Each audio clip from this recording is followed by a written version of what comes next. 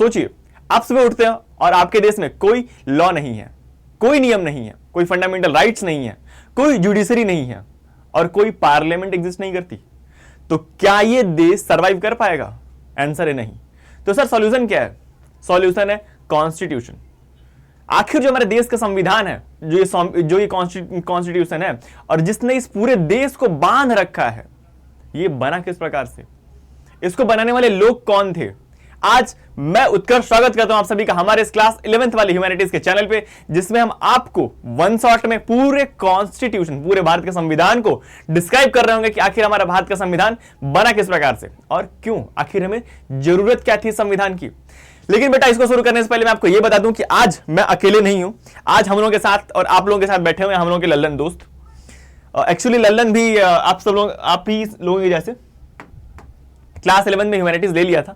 अब क्लास 11 में ह्यूमैनिटीज लेने के बाद अब इनको ये समझ नहीं आ रहा था कि सर हिस्ट्री, पॉलिटी और ज्योग्राफी में सबसे ज्यादा कौन रूल आएगा मुझे। ये देखते हैं कॉन्स्टिट्यूशन के आर्टिकल तो रोने लगते हैं, देखते हैं ज्योग्राफी के मैप्स तो उनका दिमाग खराब हो जाता है, और हिस्ट्री के नंबर देख के तो कहते हैं कि सर ये सब क्या दिखा रहे हो आप। सही कह रहा हूं ना?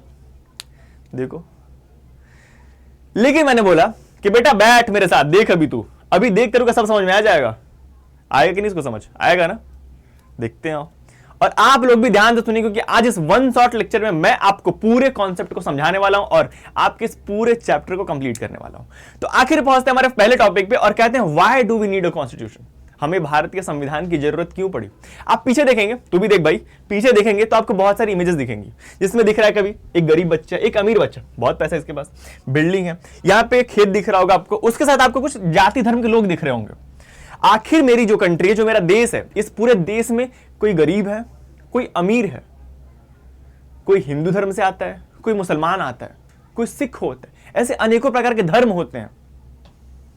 कोई अलग बोली बोलता है, कोई अलग भाषाएं बोलता है, किसी का रहन सहन अलग है, कल्चर अलग है। एक देश जिसमें अनेक प्रकार के लोग रहते हैं, उनकी सोच अलग है, उनकी जरूरतें अलग हैं। मैं इतने बड़े देश को अगर मैं बांध के रखता हूं, तो इस बांध के रखने के लिए, इस पूरे घर को बांधने के लिए मुझे एक रूल बुक की आवश्यकता हुई, एक पुस्तक की आवश्यकता हुई, जिसमें लिखा हुआ था कि जो इतने लोग थे इनके साथ व्यवहार किस प्रकार से करना है, या फिर इनका जो प्रोसीजर होगा किस प्रकार से होगा। आप लोग घर में रहते हो बेटा, तू भी अपने घर में रहता है। जब तू अपने घर में जाता है, ये तो कह रहा है मैं तो सर अपने उनसे ही फाइट कर लेता हूं, ये 140 करोड़ तो बहुत दूर की बात है। तुम लोग भी करते हो? देखो, हम लोग के घर में 10 लोग रहते हैं और इन 10 लोगों में भी अच्छे से नहीं बन पाता कभी कभी। घर का अलग दिक्कत है कि यार बुआ का कलेश हो गया, यार ताऊ जी का पूछो ही मत, पता नहीं क्या चलते रहता है, जमीन का लफड़ा चल रहा है मेरा। तो भाई मेरे बड़े ताऊ ने ना जमीन कब्जे में कर ली मेरी। वैसे इस 140 करोड़ की जनता में बहुत लोग हैं जो कि बहुत ताकतवर हैं, जिनके पास बहुत पैसा है। जैसे अगर इस बच्चे को देखो, क्या इसको किसी चीज की जरूरत है? क्या इसकी जिंदगी इससे बेटर नहीं स्टार्ट हुई है?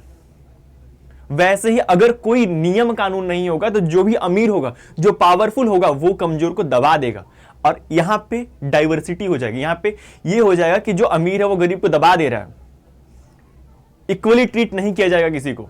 अगर आपके पास अधिक पावर होगा तो आप अपने से कमजोर को पकड़ोगे और बोलोगे तू ये दे मेरे को और चल निकल यहां से। तो इस पूरे भारत को, इतने बड़े डाइवर्स कंट्री जहां पे 140 करोड़ के लोग रहते हैं, इन सारे लोगों को एक साथ एक कुंजी में बांध के चलने के लिए हमें एक रूल बुक की आवश्यकता है, जिसे हम लोगों ने कॉन्स्टिट्यूशन कहा। समझ गया? तक समझ गया लल्लन? कह रहा है सर अभी तो स्टार्ट हुआ। जब पहुंचे हम पहले टॉपिक पे, बेटा आज पूरे एनसीईआरटी को हम डिटेल में कवर करेंगे, ठीक है? एनसीईआरटी को लाइन वाइज पढ़ेंगे और उसमें देखेंगे क्या क्या दिया हुआ है। अगर मैं पहली प्रोविजंस की बात करूं तो कॉन्स्टिट्यूशन क्या देता है? जब मैंने पूछा ना कि why do we need a constitution, हमें संविधान की जरूरत क्यों पड़ी, तो सबसे पहला लाइन यही आया कि हमें कॉन्स्टिट्यूशन की जरूरत पड़ी क्योंकि कॉन्स्टिट्यूशन इन सारे लोगों को एक साथ बांध के चलता है। ठीक है? क्या लिखा वहां पे? The first function of the constitution is to provide a set of basic rule that allow for minimal coordination among the members of a society. एक सोसाइटी के मेंबर्स को कोऑर्डिनेट करने का ऑप्शन देता है, जहां पे ये चीजें होती हैं कि जो बहुत ताकतवर है और जो बहुत कमजोर है, इस पर ज्यादती नहीं की जाएगी, सबको इक्वली ट्रीट किया जाएगा।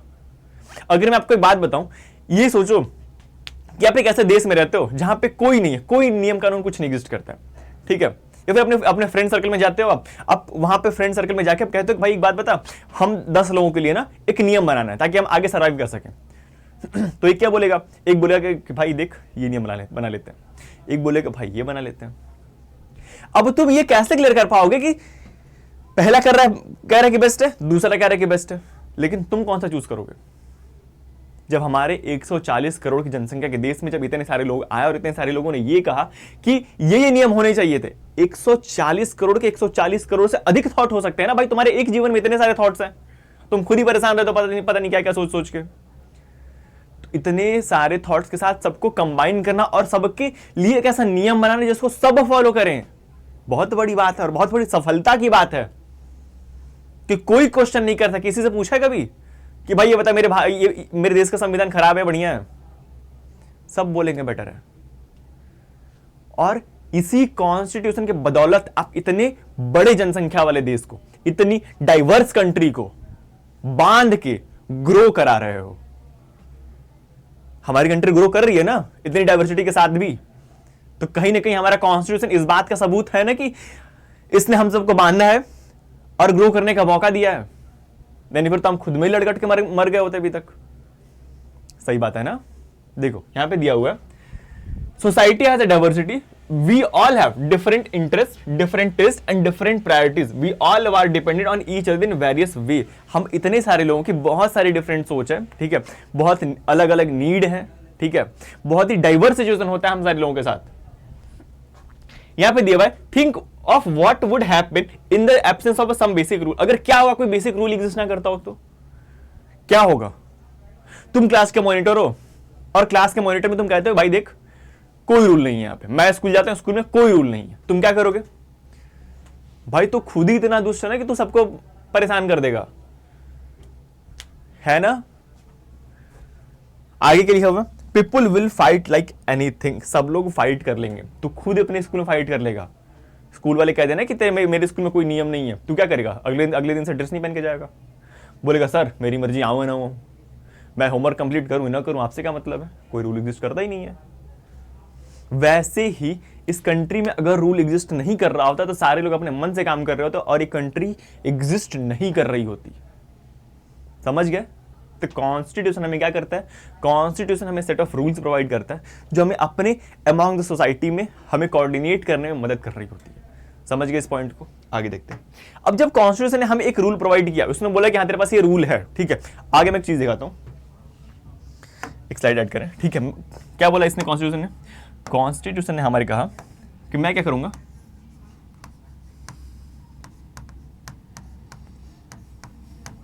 कॉन्स्टिट्यूशन ने बोला कि मैं आपको basic set of rule provide करूंगा जो आपको क्या करेगी? कोऑर्डिनेट करने में मदद करेगी। तो कॉन्स्टिट्यूशन ने क्या कहा बेटा? कॉन्स्टिट्यूशन ने बोला कि मैं आपको basic set of rule provide कराऊंगा which will help you to coordinate, which will help you to coordinate, जो आपको कोऑर्डिनेट करने में मदद करेगी। क्लियर है यहां तक? अब वो कोऑर्डिनेट करने में मुझे मदद कर रही है, ठीक है, अपने सोसाइटी में। लेकिन अगर मुझे कोऑर्डिनेट करने में मदद कर रही है ये पूरी रूल बुक, तो ये रूल बुक बनी कैसे? किसने बनाया होगा इसको? ये क्या है? Is a basic set of, is a set of rule book. मैं कह सकता हूं इसको ना, क्या ये सेट ऑफ रूल बुक। अब जब सेट ऑफ रूल बुक है तो इस रूल बुक को बनाया कैसे? अगर मेरे मन का होता, ठीक है, फिर किसी के भी एक व्यक्ति के मन का होता तो क्या होता? अगर किसी एक व्यक्ति के मन का हो रहा होता तो वो कहता है ना कि भाई देख मेरी कम्युनिटी है, मेरी इच्छा है, जो मैं करूंगा वो खुद के लिए कर लूंगा ना, मुझे दूसरों से क्या फर्क पड़ता है। आज भी लोग इतने, ये सुना है, देखा तुम लोगों ने, जब तुम्हारे यहां कुछ हो रहा होगा ना, जब तुम्हारे यहां कुछ अच्छा काम हो रहा होगा, लाइक तुम्हारे घर एक नई कार आई, तुम जितने खुश होगे तुम्हारा पड़ोसी उतना ही नाराज होगा। कुछ लोग ऑफेंड हो जाएंगे कि सर मेरा पड़ोसी तो बहुत अच्छा है। इट्स वेल एंड गुड, आपकी अच्छी किस्मत है। लेकिन देख ललन भी बात मान रहा है, तेरा भी है ना, कह रहा सर उसने तो मेरे से लड़ाई कर ली थी। देख वैसे ही तो अगर हम लोगों का पड़ोसी ही अगर हम लोगों से इतना कलेश कर ले रहा है अगर मेरी खुशी पे, तो अगर इतने बड़े जनसंख्या में इतने सारे रिसोर्सेज की बात होती तो जिसके पास पावर होती वो क्या कहता, वो कहता ना कि मेरे से बस मुझसे मतलब है, तुम कुछ भी करो, तुम्हारा जिंदा रहो मर जाओ मुझे उससे कोई फर्क नहीं पड़ता है, मैं बस अपना ख्याल रखूंगा, मैं बेसिक रूल बनाऊंगा और बेसिक रूल में खुद का ख्याल रखूंगा। तुम क्लास के मॉनिटर हुए और तुम्हारे ऊपर कोई रूल नहीं करता, लाइक तुम्हारी क्लास टीचर तुमको कुछ नहीं करते, तुम क्या कहते हो, देख आज से पूरे क्लास में केवल मेरा राज होगा और इस पूरे क्लास को मैं रूल करूंगा, और सबसे बड़ी बात, जो क्लास में एंटर करते मेरा पैर नहीं छुएगा, मैं उसकी बहुत पिटाई करूंगा, लाइक समथिंग दैट। अगर तेरे पास अथॉरिटी होगी तो तू रूल कर लेगा, लेकिन अगर तेरे ऊपर कोई टीचर गिस्ट करते तो तू क्या ये बात बोल रहा होगा, नहीं बोल रहा होगा, लल्लन तू ये भी नहीं बोलेगा। तो ये बात बहुत जरूरी है कि जो इस रूल को बना रहा है, जो इस रूल बुक को बना रहा है, उस रूल बुक को बना कौन रहा है, उसकी क्या अथॉरिटी है, उसका एक्सेप्टेंस क्या है, ये सारी चीजें मैटर कर रही होंगी। तो सबसे पहली बात, कॉन्स्टिट्यूशन ने ये बताया, पहली इसने क्या करी, पहले इसने कोऑर्डिनेट करना सिखाया, और दूसरी चीज ने क्या किया, इसने ये आइडेंटिफाई किया कि इस रूल को बनाएगा कौन, ठीक है, इस रूल को बनाएगा कौन। जैसा कि मैं स्लाइड में लेके चलूं, यहां पे लिखा हुआ है क्या, the constitution to provide an answer to this question it specify the basic allocation of society. इसने क्या किया, जो भी पावर थी, इन पावर को स्पेसिफिक पर्सन के पास एलोकेट कर दिया, कह दिया कि आप संभालिए पूरी चीज को, और आप भी इस चीज का ध्यान रख रहे होंगे कि सोसाइटी में क्या नए नियम इंप्लीमेंट हो रहे होंगे, समझ गया, यानी एलोकेशन ऑफ पावर, ठीक है। इसने बता दिया कि जो basic set of allocation of power होगा वो कैसा होगा, यानी जो सेट ऑफ रूल क्रिएट किए जा रहे होंगे, जो बेटा जो ये सेट ऑफ रूल क्रिएट किए जा रहे होंगे, ये सेट ऑफ रूल किससे एलोकेटेड होंगे, यानी एलोकेशन ऑफ पावर होगा। और ये एलोकेशन ऑफ पावर किसने प्रोवाइड किया, इस एलोकेशन ऑफ पावर को प्रोवाइड किया हमारे कॉन्स्टिट्यूशन ने। तो हमारे कॉन्स्टिट्यूशन ने क्या किया, इस पूरे बेसिक एलोकेशन ऑफ पावर को समझाया, समझ गए इस बात को। तो कॉन्स्टिट्यूशन का पहले काम क्या था, the first work of constitution is to provide coordination among the society, coordination among the society, और दूसरा it provide a set of basic rule, और बेसिक रूल को एलोकेट कौन कर रहा होगा, इस बेसिक रूल को बना कौन रहा होगा, ये भी हमारे कॉन्स्टिट्यूशन ने बता दिया, समझ गए। इस रूल बुक क्या हो सकता है, क्या हुई, अब जब इस रूल बुक को बनाया गया, क्या लिखा हुआ है, पावर एंड लॉ मेकिंग। ये जो लॉ मेकिंग की जा रही होगी, ये लॉ मेकिंग किसके थ्रू की जा रही होगी, इसमें क्या है, the second function of the constitution is to specify who has the power to make the decision in the society, it decide who the government will to be constitution। ये जो पूरी गवर्नमेंट होगी, how the government will be constituted, ये पूरी government कैसे constitute हो रही होगी, इस पूरे लॉ को क्रिएट कौन का कर रहा होगा। यहां पे हमारा कॉन्स्टिट्यूशन बोल दिया कि ये पार्लियामेंट है, और ये पार्लियामेंट मेरे पूरे नियम को बना रही होगी, समझ गए इस बात को। तो ये किसने बताया, ये बताया हमारे कॉन्स्टिट्यूशन ने। क्या बताया इसने बताया एलोकेशन ऑफ पावर, यानी पावर किसको एलोकेट किया जा रहा होगा, यानी लॉ मेकिंग की क्षमता किसके पास होगी। यानी मैं ये कह सकता हूं कि जो लॉ मेकिंग की क्षमता होगी, ये लॉ मेकिंग कौन कर रहा होगा, इस लॉ को कौन क्रिएट कर रहा होगा। समझ गए इस बात को, समझ गए इस बात को। ये किसने प्रोवाइड किया, ये प्रोवाइड किया हमारे कॉन्स्टिट्यूशन ने, हमारे संविधान ने, समझ गया। अब जब बात बताओ, इसने बस जब बता दिया कि हाँ ठीक है ये व्यक्ति है और ये व्यक्ति लॉ बनाएगा, यानी अगर मेरी बात होती, कॉन्स्टिट्यूशन बोलता कि भाई देख तेरी जिम्मेवारी है, तू लॉ बनाएगा, ठीक है। अब जब मुझे ये शक्ति मिल गई है कि मैं लॉ बनाऊंगा, तो मैं तो कुछ भी लॉ बना सकता हूं ना यार। मेरा मन करेगा कि देख भाई मेरी मर्जी से काम होनी चाहिए, आज से तुम सारे लोग ना स्कूल में 20-20 घंटे पढ़ाई करोगे, मुझे इससे मतलब नहीं, आज से लंच ब्रेक नहीं होगा। मेरी इच्छा है ना, मैं कुछ भी कह सकता हूं, बना लो रूल। कॉन्स्टिट्यूशन ने बता तो दिया कि लॉ किसने बनाएगा, लेकिन बताने के साथ साथ ये भी कहा कि आप लॉ तो बना सकते हैं, लेकिन आपकी शक्तियां यहीं तक स्पेसिफिक हैं, इससे अंदर आप नहीं जा सकते। और वो शक्तियों को स्पेसिफिक किया गया हमारे फंडामेंटल राइट्स के थ्रू। यानी कॉन्स्टिट्यूशन ने यह भी बता दिया कि आप लॉ बना रहे होंगे, लेकिन लॉ बनाने के साथ साथ आप इन चीजों का ध्यान रख रहे होंगे। और वो चीजें क्या थी? वो चीजें थी फंडामेंटल राइट्स, मौलिक अधिकार। क्या थी? मौलिक अधिकार। जब मैंने बोला कि मैं लॉ बना रहा हूँ, तो मैं लॉ बनाने के साथ साथ मैं कुछ बेसिक पॉइंट्स का ध्यान रखूंगा, and that is fundamental rights.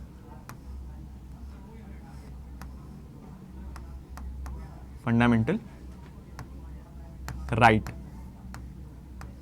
What is fundamental right? Fundamental right is a basic set of principles जिसको गवर्नमेंट भी ओवरपास नहीं कर सकती, क्योंकि ये मौलिक अधिकार है। आप as a citizen of India इसको अपहोल्ड करते हो, ठीक है?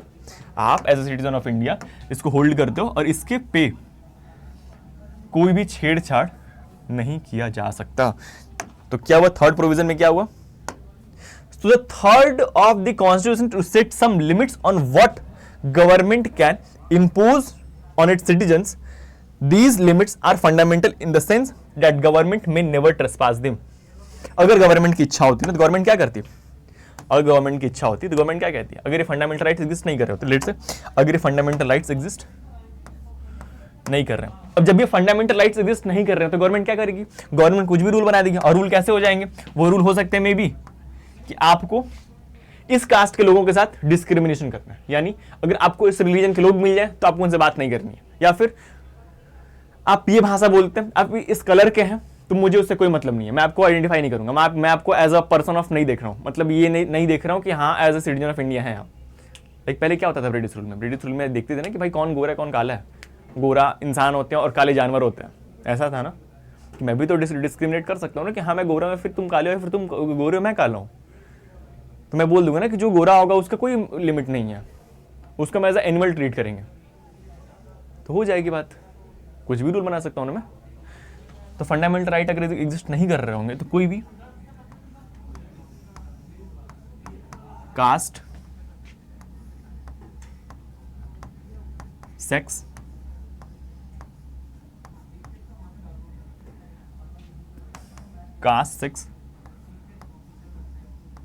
कलर,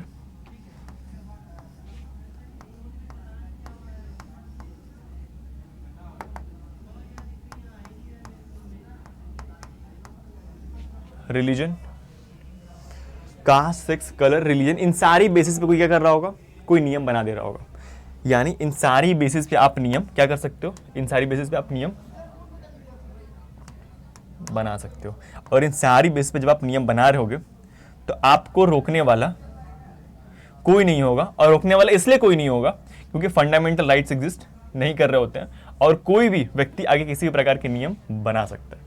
समझिए इस बात को। इसलिए क्या किया कॉन्स्टिट्यूशन ने बेसिक सेट ऑफ रूल्स को प्रोवाइड किया, उसको हम लोग फंडामेंटल राइट्स कहते हैं, जिसका तीसरा प्रोविजन था। ठीक है, और क्या बोला कि ठीक है, इसने बोला ठीक है, ऐसी तो बात नहीं कि मैं फंडामेंटल राइट्स को नहीं कर रहा हूं, फंडामेंटल राइट्स को मैं एग्जिस्ट करा रहा हूं। यानी ये जो सारी चीजें हैं, ये जो मैंने पूरा लिखा ना, caste, sex, religion, colour, religion, इन सारी बेसिस पे आप नियम नहीं बना रहे हो, क्यों? क्योंकि ये बेसिक फंडामेंटल राइट्स है और फंडामेंटल राइट्स के थ्रू ये इंश्योर किया जाता है कि किसी भी व्यक्ति के साथ डिस्क्रिमिनेशन नहीं होना चाहिए। क्लियर है? तो उसने क्या किया, आप लॉ बनाइए, लेकिन लॉ बनाने के साथ आप इन बातों का ध्यान रखिए, तो इन सारी बेसिस पे डिस्क्रिमिनेशन नहीं हो रहे होंगे। अब चौथा प्रोविजन क्या बताया कॉन्स्टिट्यूशन ने? कॉन्स्टिट्यूशन ने ये कहा कि भाई देख, अब क्या करना है कि आपको सोसाइटी के एस्पिरेशन के लिए काम करना है, आपको सोसाइटी के लिए काम करना है। किसके लिए काम करना है? आपको सोसाइटी के लिए काम करना है। आखिर हमारी जो सोसाइटी, वो सोसाइटी किस प्रकार से वर्क कर रही होगी, फिर सोसाइटी को क्या फुलफिलमेंट किस प्रकार से हो रहा होगा।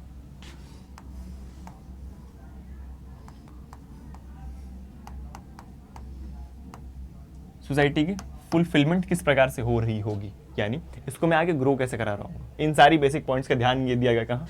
इन सारी बेसिक पॉइंट का ध्यान दिया गया हमारे कॉन्स्टिट्यूशन में, हमारे संविधान में। समझ गए इस बात को? अब जब हम इस बात को समझ गए, देखो यहाँ पे क्या था, यहाँ पे था the fourth function of the constitution is to enable the government to fulfil the aspiration of a society and create a coordination and a justice. यानी आपको पूरे सोसाइटी के फुलफिलमेंट के लिए काम करना है, यानी आपको ऐसे नियम भी बनाने हैं, आपको ऐसे नियम भी बनाने हैं जो सोसाइटी का फुलफिलमेंट कर रही हो, यानी सोसाइटी के लिए अच्छा काम कर रही हो। लेकिन अगर मैं कहता हूं कि हाँ मेरे स्टेट में लिकर बैन है, मैं शराब नहीं पी सकता अपने स्टेट में रह के। तो क्या ये अच्छी बात है, खराब बात है? बहुत अच्छी बात है। लेकिन क्या सारे स्टेट में लीकर बैन है? नहीं बैन है। तो इसके लिए कुछ basic set of rule provide किया कॉन्स्टिट्यूशन ने, that is known as DPSP. ठीक है, directive principle of state policies.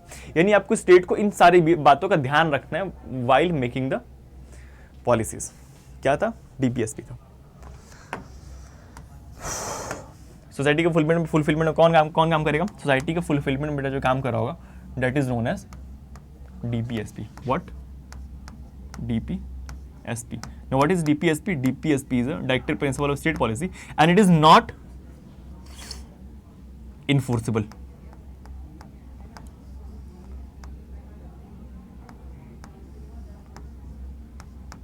It is not enforceable. ये enforceable नहीं है, ये enforceable नहीं है, यानी आप इसको enforce नहीं कर सकते, यहाँ आपको ऐसा काम ही करना पड़ेगा। क्लियर है? यहां तक समझ में आया तेरे को ललन भाई? क्लियर है सब कुछ? समझ रहे हो? आप लोग समझ रहे हो? चलो देखते हैं। जब ये चीज समझ में आ गई आपको, तो अब आते हैं थोड़ा सा आपको एनसीईआरटी दिखा देता हूं। देखो, पहला था तो why do we need a constitution, हमें कॉन्स्टिट्यूशन की जरूरत क्यों पड़ी? मैं बोलता हूं मुझे कॉन्स्टिट्यूशन की जरूरत क्यों पड़ी। ठीक है, ये सबसे बड़ा क्वेश्चन, कॉन्स्टिट्यूशन की हमें जरूरत क्यों पड़ी? क्योंकि हमें अपने सोसाइटी के मेंबर में कोऑर्डिनेट करना था। अगर आप नीचे जाओगे, ये क्या होगा? अगर आप नीचे जाओगे तो देखो यहाँ पे लिखा हुआ है, the first function of a constitution is to provide a basic set of rules that allow for a minimal coordination among the member of a society. समझ गए इस बात को? इस बात को नोट कर लेना। ठीक है, इस बात को नोट कर लेना, इसका अलग दिक्कत आगे देखो। और अगर दूसरी बात करूं मैं, लेकिन जब मैं कोऑर्डिनेशन कराऊंगा तो ये बात मैटर करेगी ना कि significance of decision making power किसके पास है, मतलब कौन नियम बना रहा होगा। मैंने बता दिया कि हाँ ठीक है, बेसिक सेट ऑफ रूल है जो कि आपको सोसाइटी में काम करेगी, लेकिन इन बेसिक सेट ऑफ रूल को क्रिएट कौन कर रहा होगा, ये भी तो मैटर करता है। अब जब जो इन बेसिक सेट ऑफ रूल को क्रिएट कर रहा होगा, अगर मैं उसकी बात करूं तो वो होंगे कौन? आके देखें, यहां पे लिखा हुआ the second function of a constitution is to specify who has the power to make decision in the society, it decided how the government will be constituted. ठीक है, इसने सेकंड में क्या किया, इन्हें बेसिक फंक्शन बता दिया कि हाँ ये जो लोग हैं ये सोसाइटी को कोऑर्डिनेट कर रहे होंगे। समझ गए इस बात को? और जब भी सोसाइटी कोऑर्डिनेट करेंगे तो कोऑर्डिनेट करते वक्त ये सोसाइटी को ओवर रूल ना कर दें, इसलिए हम लोगों ने फंडामेंटल राइट्स बनाए। क्या बनाए? इसलिए हम लोगों ने क्या बनाया? Limit on the power of government. Government के पावर को लिमिट करने के लिए हम लोगों ने क्या किया? गवर्नमेंट की पावर को लिमिट करने के लिए हम लोगों ने क्या किया? हम लोगों ने बनाया फंडामेंटल राइट्स। क्या बनाए? फंडामेंटल राइट्स, जैसे दिया हुआ है थर्ड प्रोविजन में। So the third function of a constitution is to set some limits on what government can impose its citizen, these limit fundamental in the sense that government may never trespass them. Government इन बातों को पास नहीं कर सकती, और ये चीज क्या है? ये चीजें फंडामेंटल राइट्स। और जब ये फंडामेंटल राइट्स को बनाएगा तो फंडामेंटल राइट्स को किन किन बातों में बनाएगा? जब फंडामेंटल राइट्स को बनाएगा तो फंडामेंटल राइट्स को किन किन बातों में बनाएगा? फंडामेंटल राइट्स को इन बातों में बनाएगा कि आप जो भी व्यक्ति हैं, आप इन व्यक्ति के देखो यहां पे लिखा हुआ to be society that is free of caste discrimination. If the society has aspiration, the government will have to be enabled, empowered to take all the necessary steps to achieve this goal. In a country like South Africa, which had a deep history of racial discrimination, it has never constitution had to enable the government to end racial discrimination. यानी discrimination नहीं होनी चाहिए, racial discrimination नहीं होनी चाहिए, उसके साथ आपके साथ किसी भी चीज में भेदभाव नहीं होनी चाहिए। ये चीजें फंडामेंटल राइट्स में दिखाया गया था। क्लियर है इस बात को? इसलिए फंडामेंटल राइट्स क्रिएट किए गए। समझ गए? अब आगे देखते हैं। आगे देखो बेटा, लल्लन बेटा क्या कर रहे हो? The fourth function of the constitution on is to enable the government to fulfill the aspiration of a society and create coordination for a just society. इसने क्या किया? इसने किया for the fourth function of the constitution is to enable the government to fulfill the aspiration of a society, to fulfill the government to fulfill the aspiration of society and create coordination for a just society. इसने क्या किया? इसने चीजें बनाई जिससे आप society के justice के लिए काम कर रहे हो, उनमें रह रहे लोगों के साथ उनमें रह रहे लोगों के फुलफिलमेंट के लिए काम कर रहे हो, जहां पे बात नहीं डीपीएसपी की। That is known as directive principle of state policies. What is the directive principle of state policies also enjoying government to fulfil the create aspiration of the people. यानी जो डायरेक्टिव प्रिंसिपल स्टेट पॉलिसीज थी, ये state को policy देती थी। Now what is state? State होता है article 12 में। स्टेट क्या होता है बेटा? अगर मैं बात करूं स्टेट की, तो स्टेट इज आर्टिकल 12, जहां पे ये बातें हो रही थी कि आखिर मैं किस चीज को स्टेट कह रहा हूं। अगर मैं बात करूं डीपीएसपी में, डीपीएसपी में स्टेट, यहां पे बात है स्टेट की। What is state? अगर मैं बात करूं स्टेट की, state is a article 12। Article 12 में आप स्टेट समझोगे ना, व्हाट इज स्टेट, और जो भी बातें हो रही होंगी इन स्टेट के लिए हो रही होंगी। समझ गए इस बात को? आगे देखो, समझ गए इस बात को ना? आगे देखो, ये फोर्थ फंक्शन थी, जो ये चार चीजें थी जिनकी वजह से हमें कॉन्स्टिट्यूशन की जरूरत पड़ी। कॉन्स्टिट्यूशन में ये सारी चीजें बताई जा रही होती। समझ गए? अब जब मैंने ये बता दिया कि जो हमारा भारत का संविधान है, ये संविधान की नीड क्या थी, जरूरत क्या थी, क्योंकि हमारे सोसाइटी में कोऑर्डिनेशन बनाए रखे, ये बताया कि जो हमारी सोसाइटी वो काम किस प्रकार से कर रही होगी। अब जब मैंने ये क्रिएट कर दिया ना कि why the Indian constitution is need, India का कॉन्स्टिट्यूशन की जरूरत क्यों पड़ी थी, अब मैं ये जानना चाहता हूँ ना, व्हाट इज कॉन्स्टिट्यूशन, भारत का संविधान क्या है। अगर मैं आप इसके आगे जाओगे तो आपके पास सबसे बड़े सवाल ये आएंगे, व्हाट इज अ कॉन्स्टिट्यूशन। आप इसके नीचे जाओगे तो आपको तीन बड़े सवाल मिलेंगे। देखो, the authority of a constitution, we all have outlined some of the functions constitution perform. This function explain why most society have a constitution, but there are three further questions we can ask about the constitution. First question is what is a constitution? आखिर संविधान क्या है, भारत का संविधान क्या है। ठीक है, दूसरा question, how effective is a constitution, constitution कितना इफेक्टिव है।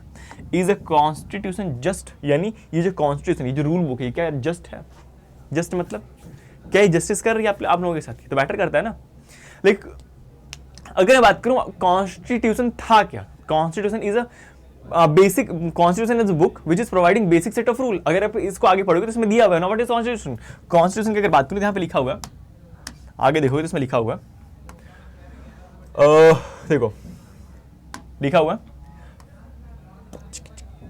देखो, do not have can be called the constitution rather than they have the serious document। आगे देखो, constitution is a document। देखो यहाँ पे लिखा हुआ constitution is a document or a set of documents that seek to perform the function that we mentioned above। ठीक है, यानी जो मैंने चीजें ऊपर बताई आपको, ये सारी चीजों का काम करने वाले जो बुक होगी, जिसमें सारे रूल्स गिवन होंगे, इन सारे रूल जहां पे गिवन है उसको मैंने कॉन्स्टिट्यूशन कहा। यानी एक बेसिक सेट ऑफ प्रिंसिपल जिस बुक में दिए हुए हैं, which is known as constitution. समझ गए इस बात को? लेकिन जब मैं बात कहता हूं कि हाँ ये कॉन्स्टिट्यूशन में कुछ बेसिक सेट ऑफ रूल्स दिए हुए हैं, तो क्या जो बेसिक सेट ऑफ रूल दिए गए हैं ये इफेक्टिव है नेचर में, इसकी बात अगर होनी होगी तो यहां पे देखते हैं बेटा, कहां गया देखो, अगर मैं आगे चलता हूं, पहुंचता हूं कहां पे, द अथॉरिटी ऑफ कॉन्स्टिट्यूशन पे। द अथॉरिटी ऑफ कॉन्स्टिट्यूशन की अगर बात होती है तो आगे चलते हैं, देखते हैं कि क्या जो मैं बात कर रहा हूं, क्या जो ये मैं बात कर रहा हूं कि जो हमारे संविधान है, संविधान क्या है और संविधान कितना इफेक्टिव है। तो मैं पहले क्या पूछूंगा ना, व्हाट इज कॉन्स्टिट्यूशन। यहाँ पे हेडिंग डालते हैं, what is constitution,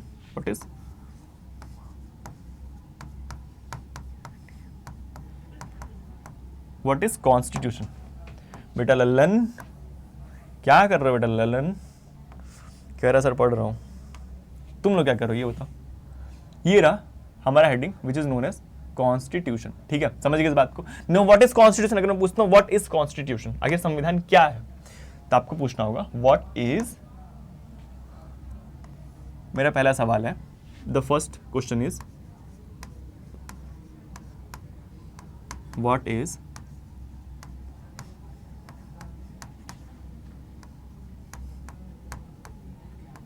what is constitution, आखिर संविधान क्या है। व्हाट इज कॉन्स्टिट्यूशन, संविधान क्या है। जब मैं पूछता हूं संविधान क्या है तो आप लोगों को जवाब देना पड़ेगा व्हाट इज कॉन्स्टिट्यूशन। ललन बेटा जल्दी से बोल दो, बोलो बोलो। और उसके साथ साथ आप लोग भी अपने नोटबुक में नोट कीजिए व्हाट इज कॉन्स्टिट्यूशन और लिखिए, खुद से लिखिए कि कॉन्स्टिट्यूशन क्या है। द कॉन्स्टिट्यूशन इज अ, अगर मैं बोलता हूं देखो, constitution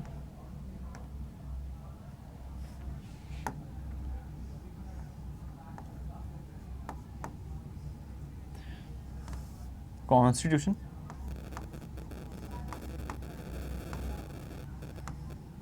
rule book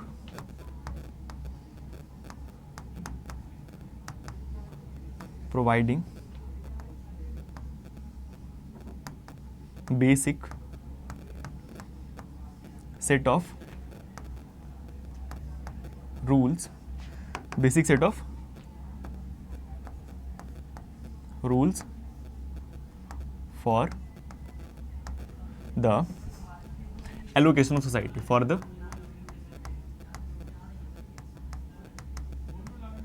allocation of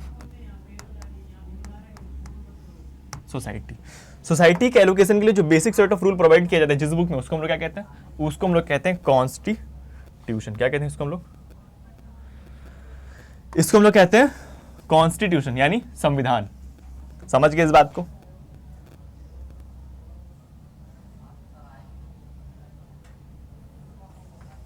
इसको मैंने बोला this is known as constitution.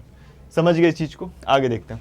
अब जब मैं इस बात को समझ गई कि आखिर ये कॉन्स्टिट्यूशन था क्या, तो मैं आपसे ये पूछूंगा ना कि जो मैंने बेसिक सेट ऑफ रूल्स इसमें प्रोवाइड किए ये कितना इफेक्टिव है। Now the constitution is how much effective, how effective is our constitution, यानी हमारा जो भारत का संविधान है वो कितना इफेक्टिव है, इस बात को मैटर करता है। आइए देखते हैं। जब मैंने basic set of rules provide किए इसमें तो भी मैटर क्या करता है। नाउ द थिंग इज जो मैंने रूल बनाए सोसाइटी के लिए, दीज रूल आर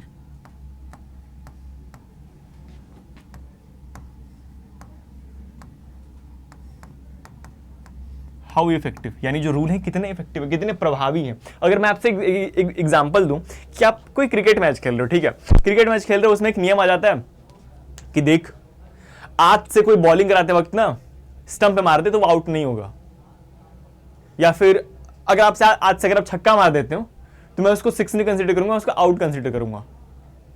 कुछ भी नियम ऐसे आलतू फालतू रूल से कुछ भी ले लो। अगर मैं कुछ भी उल्टा सीधा फालतू नियम बना दूं तो क्या आप उस नियम को मानोगे? बेटा ललन, क्या तू इस बात को मानेगा? बोल। कह रहा सर मैं तो अपने घर वाले की बात नहीं मानता हूं। अब क्या रूल बना रहे हो? देख भाई, अगर मैं कुछ भी उल्टा सीधा नियम बना दूं तो आजकल बहुत लूडो का ट्रेंड चला हुआ था, ठीक है, कुछ दिनों पहले सब लोग लूडो से शेयर करके खेल रहे थे ऑनलाइन। अगर तुम लोगों में ऐसा कोई नियम बना दे कि आज से जिसके पास 6 नंबर आएगा ना वो बाहर नहीं आएगा, वो अंदर चला जाएगा, उसकी गोटी बाहर नहीं आएगी, ऐसा कुछ भी फालतू सा नियम बना दो, तो क्या उस फालतू के नियम को सब फॉलो करेंगे? मे भी तुम्हारा ग्रुप फॉलो कर लेगी क्योंकि तुम्हारे जैसे लोग उसमें आते हैं, तुम्हारी मेंटेलिटी के लोग होंगे उसमें जहाँ पे तुम रहते होगे। तो बेटा मे भी तुम्हारी ग्रुप को फॉलो, तुम्हारा ग्रुप उस रूल को फॉलो कर ले, लेकिन क्या सब लोग उसको फॉलो कर रहे होंगे? नहीं फॉलो कर रहे होंगे।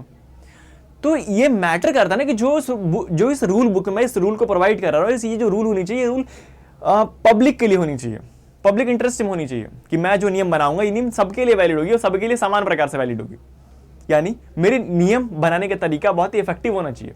यही इसमें पूछा गया कि how effective is our constitution, यानी जो हमारा भारत का संविधान है कितना इफेक्टिव है। तो इसकी इफेक्टिवनेस इस बात से चेक हो रही होगी, इसकी इफेक्टिवनेस इस बात से चेक हो रही होगी कि किसको लोग कितना फॉलो करते हैं, यानी ये लोगों के बीच में कितना पॉपुलर है और लोग इस बात को कितना फॉलो करते हैं। तो मैं लिख सकता हूं, मैं इस बात को लिख सकता हूं, क्या मैं लिख सकता हूं हाउ मैनी पीपल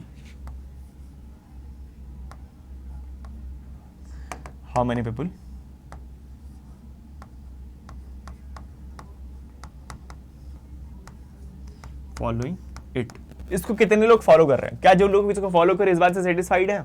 यानी जो लोग इसको फॉलो भी कर रहे हैं वो फॉलो करके इस बात से सेटिस्फाइड है, while following they are satisfied. क्या वो लोग सेटिस्फाइड हैं? ये तो क्वेश्चन मार्क है ना। जब तक वो लोग सेटिस्फाइड नहीं होंगे तब तक क्या फर्क पड़ता है, मैं कुछ भी बना लूं, कोई दिक्कत नहीं है। तो उसकी इफेक्टिवनेस तभी चेक हो रही होगी ना जब इसमें बनाए गए नियम उतने इफेक्टिव होंगे और जो लोग इस नियम को बना रहे होंगे वो लोग इतने इफेक्टिव होंगे कि उनका पब्लिक एक्सेप्टेंस होगा कि हाँ मैं इस नियम को अगर बना रहा हूं तो इस नियम को बनाने के साथ साथ मैं इतना इफेक्टिव हूं कि हाँ मैं लोग मेरी बातों को सुनते हैं। यानी ये भी मैटर करता है व्हाइल मेकिंग द कॉन्स्टिट्यूशन कि जो कॉन्स्टिट्यूशन को बना रहे हैं वो कॉन्स्टिट्यूशन को बनाते वक्त कितना इफेक्टिव है, उसकी बातों को लोग कितना इफेक्टिवली फॉलो करते हैं या फिर वो कितना पब्लिकली एक्सेप्टेड है। समझ गए इस बात को? बेटा ललन बेटा समझ रहे हो? कुछ आई बात तुम्हारे, मतलब कुछ भेजे में घुसे तुम्हारे कुछ? कह रहा हाँ घुस तो रहा है कुछ तुम लोगों के, घुस रहा है। आगे देखो, यानी ये बात मैटर करता है कि इस कॉन्स्टिट्यूशन को बनाने वाले लोग कौन होंगे। तो ये भी बात आ जाएगी।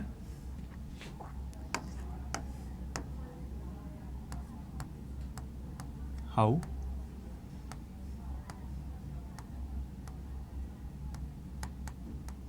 effective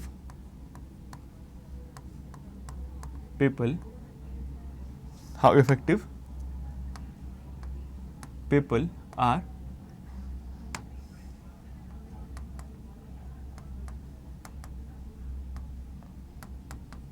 making it. यानी मैं जो ये नियम बना रहा हूं, इस नियम को बनाने वाले जो लोग हैं वो लोग कितने इफेक्टिव हैं। यानी जो लोग इस रूल बुक को बना रहे हैं वो लोग कितने इफेक्टिव हैं, और इफेक्टिव होने के साथ साथ इनका पब्लिक एक्सेप्टेंस कितना है। यानी जो लोग इस बुक को बनाएंगे उनका पब्लिक एक्सेप्टेंस कितना होगा, यानी उनका पब्लिक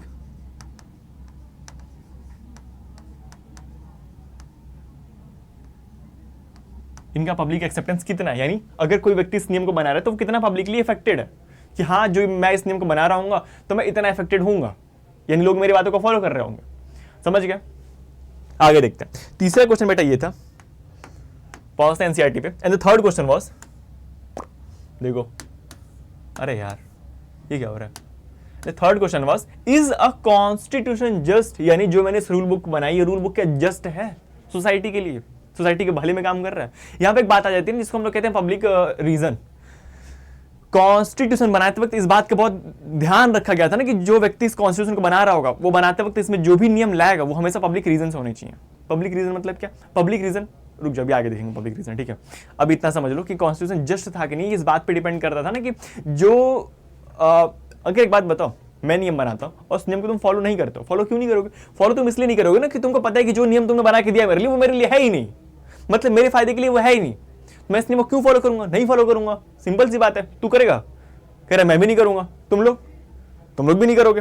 तो बेटा सिंपल सी बात है ना कि अगर आप कोई भी नियम आपको बना के दे रहा है तो वो जो नियम होना चाहिए वो आपके लायक होना चाहिए, आपके एक्सेप्टेंस के लिए होना चाहिए, तब आप उस चीज को एक्सेप्ट करोगे, नहीं तो नहीं करोगे। क्या फर्क पड़ता है, कुछ भी बना के दे दो, कोई दिक्कत नहीं है।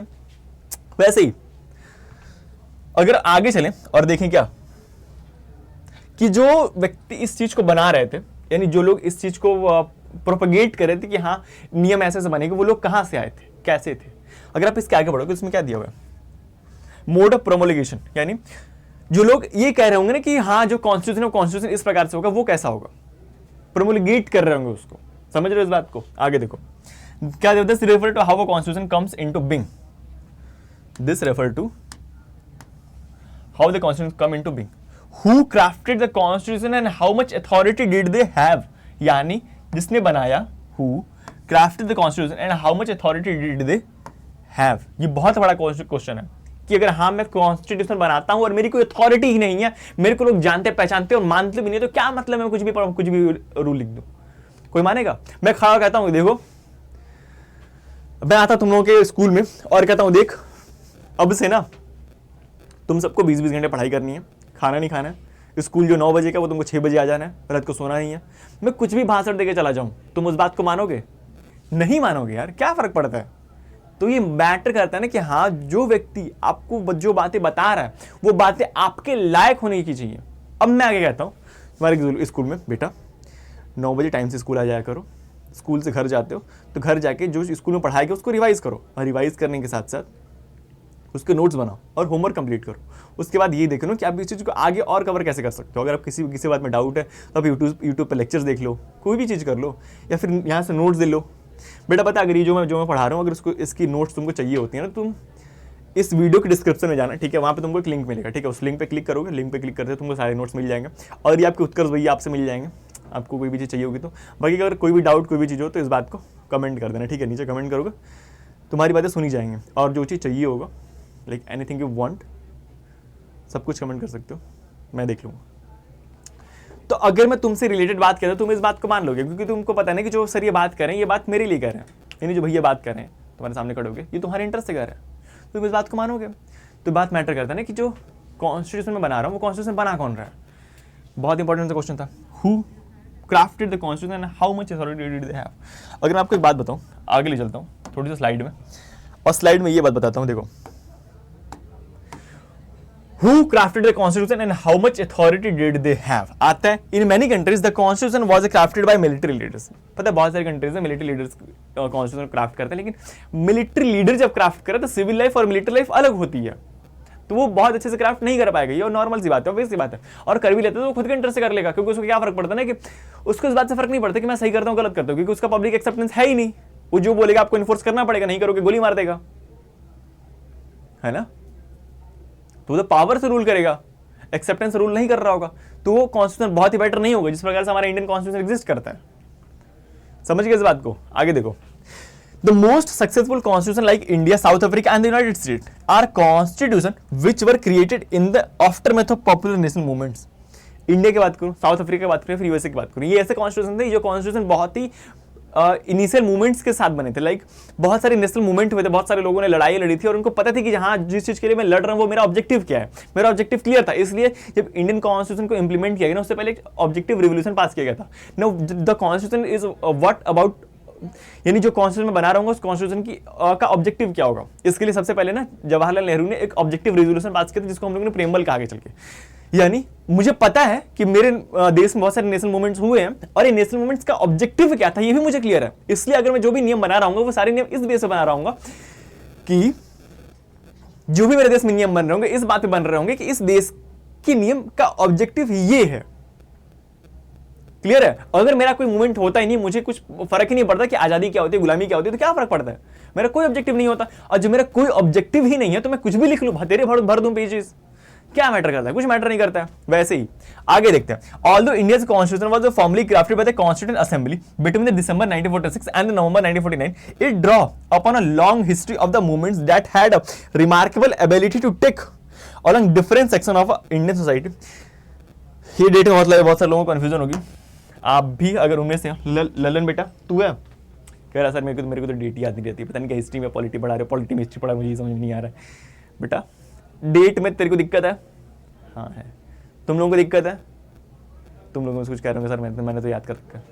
कोई बात नहीं, जिनको याद है उनको बहुत अच्छी बात है, बाकी अगर तेरे को याद नहीं तो मैं सिखा देता हूँ। देख, अगर मैं डेट्स की बात करूँ तो डेट में बेटा कुछ लोग आते हैं, कुछ डेट आती है। जैसे अगर मैं बात करूँ, यहाँ पे क्या दिया हुआ था, कहाँ क्या, ये ऐड मत हो, यहाँ पे क्या दिया हुआ देख, यहाँ पे लिखा हुआ है दिसंबर 1946, दिसंबर 1946, कहाँ गया भाई, December 1946 and along with history sorry November 1949।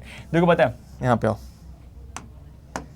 मैं बात करता हूँ 3 डेट की। पहला डेट होगा, the first date will be, पहली तारीख होगी तुम्हारी जमानत की या तुम्हारी जन्मदिन। तुम्हारे जन्मदिन कब है जल्दी बताओ, विश करूंगा, केक भेज देना, पार्टी से मतलब है मुझे और किसी से मतलब नहीं है, समझे। बस ललन बेटा तेरा कब है? कह रहा सर नहीं बताऊंगा, हल्ला कर दोगे तो। अभी भाई हल्ला करूंगा, इतने सारे लोग देखेंगे तेरे को, इतने सारे विशेष आएंगे तेरे को, बता दे। कह रहा सर नहीं बताऊंगा। आगे देखो, अगर मैं डेट की बात करूं तो बेटा डेट में आता है कौन सा, the first thing is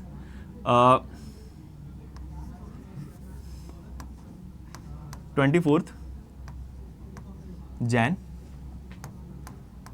1950, then 26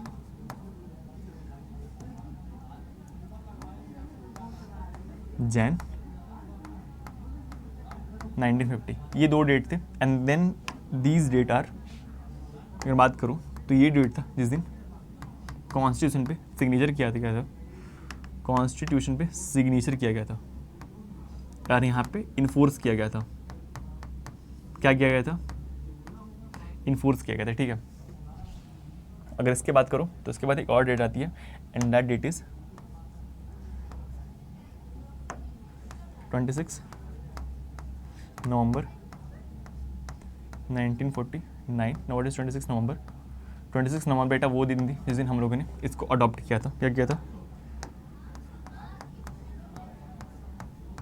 adopt किया था, ठीक है। ये सारी डेट याद रखना। आगे देखो, समझ गए इस बात को? आगे देखो, Some countries have subjected their constitution to a full-fledged referendum where all the people vote on the desirability of a constitution. The India constitution was never subjected to such a referendum. बहुत सारे constitution इस प्रकार से थे जहां पे constitution को लाने से पहले वोटिंग की गई कि हाँ इस देश का कॉन्स्टिट्यूशन इस प्रकार से होगा, क्या आप इस बात से सहमत हैं, हाँ या नहीं। लेकिन इंडिया की सब्जेक्टिविटी ऐसी नहीं थी। इंडिया में से कोई रेफरेंडम नहीं था कि हाँ कॉन्स्टिट्यूशन में जो बातें लिखी गई उसको मैं वोट करा रहा हूँ कि हाँ मैं ये बातें लिख रहा हूँ और इस बात की एक्सेप्टेबिलिटी होगी कि नहीं होगी। और इस बात की एक्सेप्टेबिलिटी इस बात से भी नहीं थी क्योंकि जो लोग इस पूरे कॉन्स्टिट्यूशन को बना रहे थे वो सारे लोग बहुत ही पब्लिकली एक्सेप्टेड थे। जैसे अगर बात करूं जवाहरलाल नेहरू की या फिर डॉक्टर भीमराव अम्बेडकर जी की, अगर मैं उसके आगे की बात करूं तो राजेंद्र प्रसाद जी थे, ठीक है, या फिर सरदार वल्लभ भाई पटेल थे। ये सारे लोग बहुत ही पब्लिकली एक्सेप्टेड थे, इनको लोग फॉलो करते थे, इनकी बातों को सुनते थे। इसलिए अगर ये कोई नियम बना रहे थे उनको पता था कि ये नियम जो बन रहा होगा ये नियम मेरे हित के लिए ही होगा, यानी पब्लिक इंटरेस्ट में ही होगा। तो जब ये नियम पब्लिक इंटरेस्ट में होगा तो मैं इस बात को क्वेश्चन ही नहीं करूंगा। सिंपल सी बात है, क्लियर है। इसलिए इंडिया में ऐसा कोई रेफरेंडम आया ही नहीं। इस पॉइंट पहुंचते हैं और इससे पहले पहुंचते हैं एनसीईआरटी पे। आओ देखो कहीं भी दिया हुआ, क्या दिया हुआ है, आगे चलते हैं। The subsystem provision of a constitution, it is a hallmark, ठीक है, दिया हुआ, it is a hallmark of a successful constitution that it give everyone in society some reason to go along with the provision. A constitution that for instance allowed permanent majority to oppose minority groups with the society would give minorities no reason to go along with the provisions, समझ गए। for the constitution अगर आप एक बात बताओ, किसी भी संविधान सक्सेसफुल है या नहीं है, उस बात का सबसे बड़ा पहचान ये होता है कि क्या उस संविधान में दिए हुए बातों को लोग फॉलो कर रहे हैं, वो चाहे किसी भी सोसाइटी से आ रहे हो। अगर लोग उस बात को फॉलो कर रहे हैं तो हाँ वो जो कॉन्स्टिट्यूशन पब्लिकली एक्सेप्टेड है, अगर वो कॉन्स्टिट्यूशन, अगर वो रूल बुक पब्लिकली एक्सेप्टेड है तो हाँ वो एक सक्सेसफुल कॉन्स्टिट्यूशन है। लेकिन अगर मैं बात कर दूं कि एक कॉन्स्टिट्यूशन आप ऐसा बनाओ जिसमें आप माइनॉरिटी को बहुत कम पावर और मेजोरिटी को पावर दे दो, तो माइनॉरिटी सप्रेस हो जाएंगे। और जब माइनॉरिटी सप्रेस होंगे और सप्रेस करने वाला होगा मेजॉरिटी, तो बेटा जब मेजॉरिटी माइनॉरिटी को सप्रेस कर देगा ना, तो जो मिनॉरिटी वाली लोग होंगे वो क्या कॉन्स्टिट्यूशन के साथ जारी होंगे, यानी जो रूल बुक प्रोवाइड करेगा उसके साथ वो लोग काम करेंगे? वो लोग नहीं काम करेंगे, क्योंकि उनको पता है कि जो भी चीज़ें इसमें लिखी हुई है वो मेरे इंटरेस्ट से लिखी ही नहीं गई है, तो मैं इसको फॉलो क्यों करूंगा। सिंपल सी बात है। तो वैसे ही किसी भी सक्सेसफुल कॉन्स्टिट्यूशन का सबसे बड़ा मोहर होता है, सबसे बड़ा हॉलमार्क होता है कि उसमें लिखी गई सारे प्रोविजंस को सारे सोसाइटी के लोग फॉलो कर रहे हैं। समझ गए इस बात को लल्लन बेटा, समझ गए इस बात को? समझ गए, गुड। आगे देखते हैं, यही लिखा हुआ it is a hallmark of a successful constitution that it give everyone in a society some reason to go along with its provisions. A constitution that for instance allowed permanent majorities to oppress minorities group within the society would give minorities no reason to go along with the provisions to the constitution. यानी for instance अगर मैं मान लूँ ये चीज़ ऐसा allow हो जाता है कि माइनॉरिटीज़ को मेजोरिटी सप्रेस कर देती है, तो माइनॉरिटी वाले लोग इस चीज़ को फॉलो नहीं कर रहे होंगे और इस सक्सेसफुल कॉन्स्टिट्यूशन नहीं बन पाएगा। समझ गए इस बात को? आगे देखो, अब आगे देखना ही है तो यहाँ पहले चलते हैं, देखने से पहले एनसीईआरटी बुक पर और देखते हैं हमारा नेक्स्ट टॉपिक क्या है। Balance institutional design.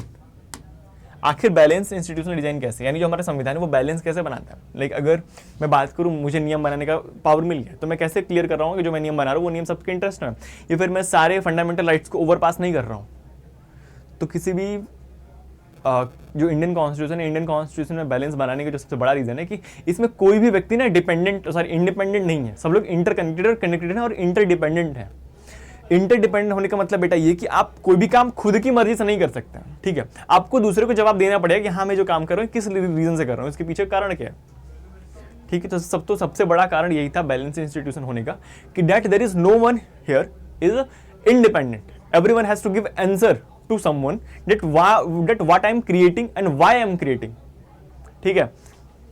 जैसे कि यहाँ पे लिखा हुआ है, क्या लिखा हुआ है, constitution are often subvert not by the people but by small group who wish to enhance their own power.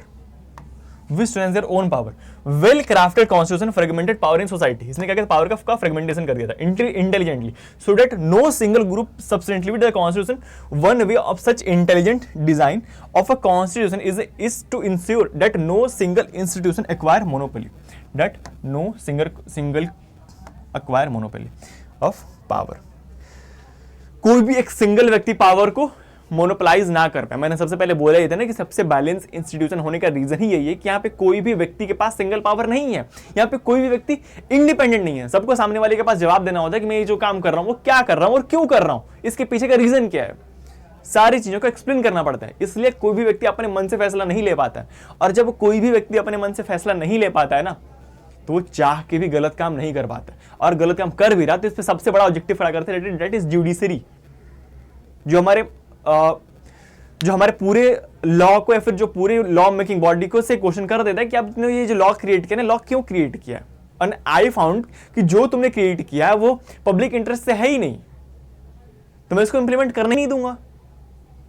समझ गए इस बात को? आगे देखते हैं, लिखा हुआ है fragmented the power across different institution the Indian constitution, for example horizontal fragmentation of power across the different institutions like the legislature, executive and the judiciary.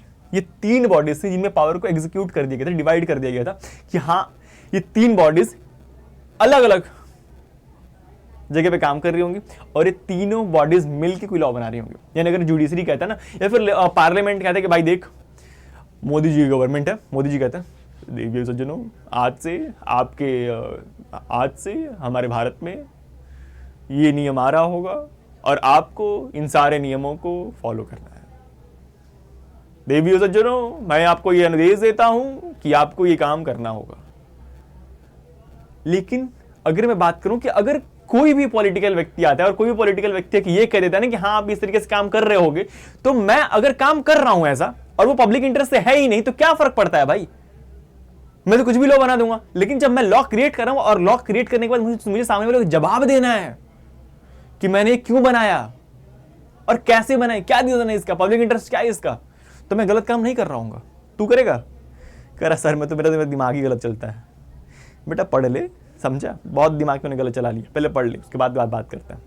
तुम लोगों की बात कर रहा हूँ, बहुत उल्टा सीधा नहीं सोचना होता, ठीक है। आगे देखो, समझ गए इसको? नहीं चलता, इसका अलग सिस्टम है भाई। आगे देखो और उधर क्या चल रहा है तुम लोग जीवन में यार।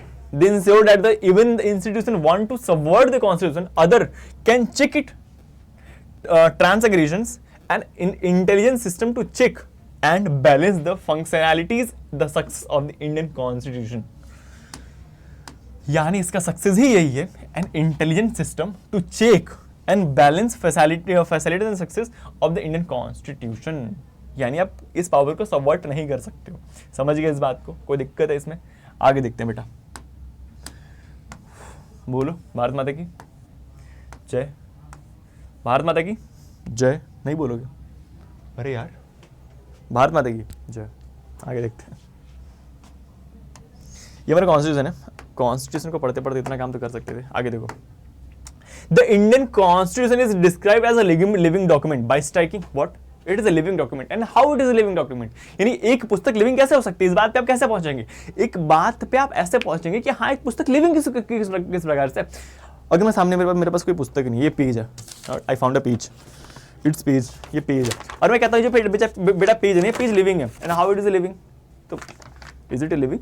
It is non living. मैं कहता हूँ कि इस पेज से बनी पुस्तक क्या है, लिविंग है। कैसे लिविंग है? And what is the definition of living? अब मैं तुमसे ये बात कहता हूँ कि लिविंग क्या होता है। पेज गिर जा रहा है यार, देखो लिविंग क्या है? लिविंग वो व्यक्ति तो होता है जो समय के साथ चेंज कर लेता है। तो कॉन्स्टिट्यूशन, इंडियन कॉन्स्टिट्यूशन वो पुस्तक है जो समय के साथ साथ अपने आप को इंप्लीमेंट कर देती है, अपने आप में चेंजेस ला देती है। वो चेंजेस होती है सोसाइटी के गुड के लिए, यानी सोसाइटी के अच्छे के लिए। यानी अगर कॉन्स्टिट्यूशन पहले ऐसा रूल बना चुका होता जिसमें वो ये कहता कि सुन लो सारे लोग, 18 साल से नीचे के बच्चों को फोन नहीं चलाना है, 18 साल से नीचे के बच्चों को फोन नहीं चलाना है, तो तुम लोग जो आज फोन चला रहे हो, जिस फोन में या फिर लैपटॉप या पीसी में बैठ के लेक्चर देख रहे हो, तो क्या तुम लोग जस्टिसेबल होते? क्या तुम लोग जेल नहीं हो गए होते अभी तक?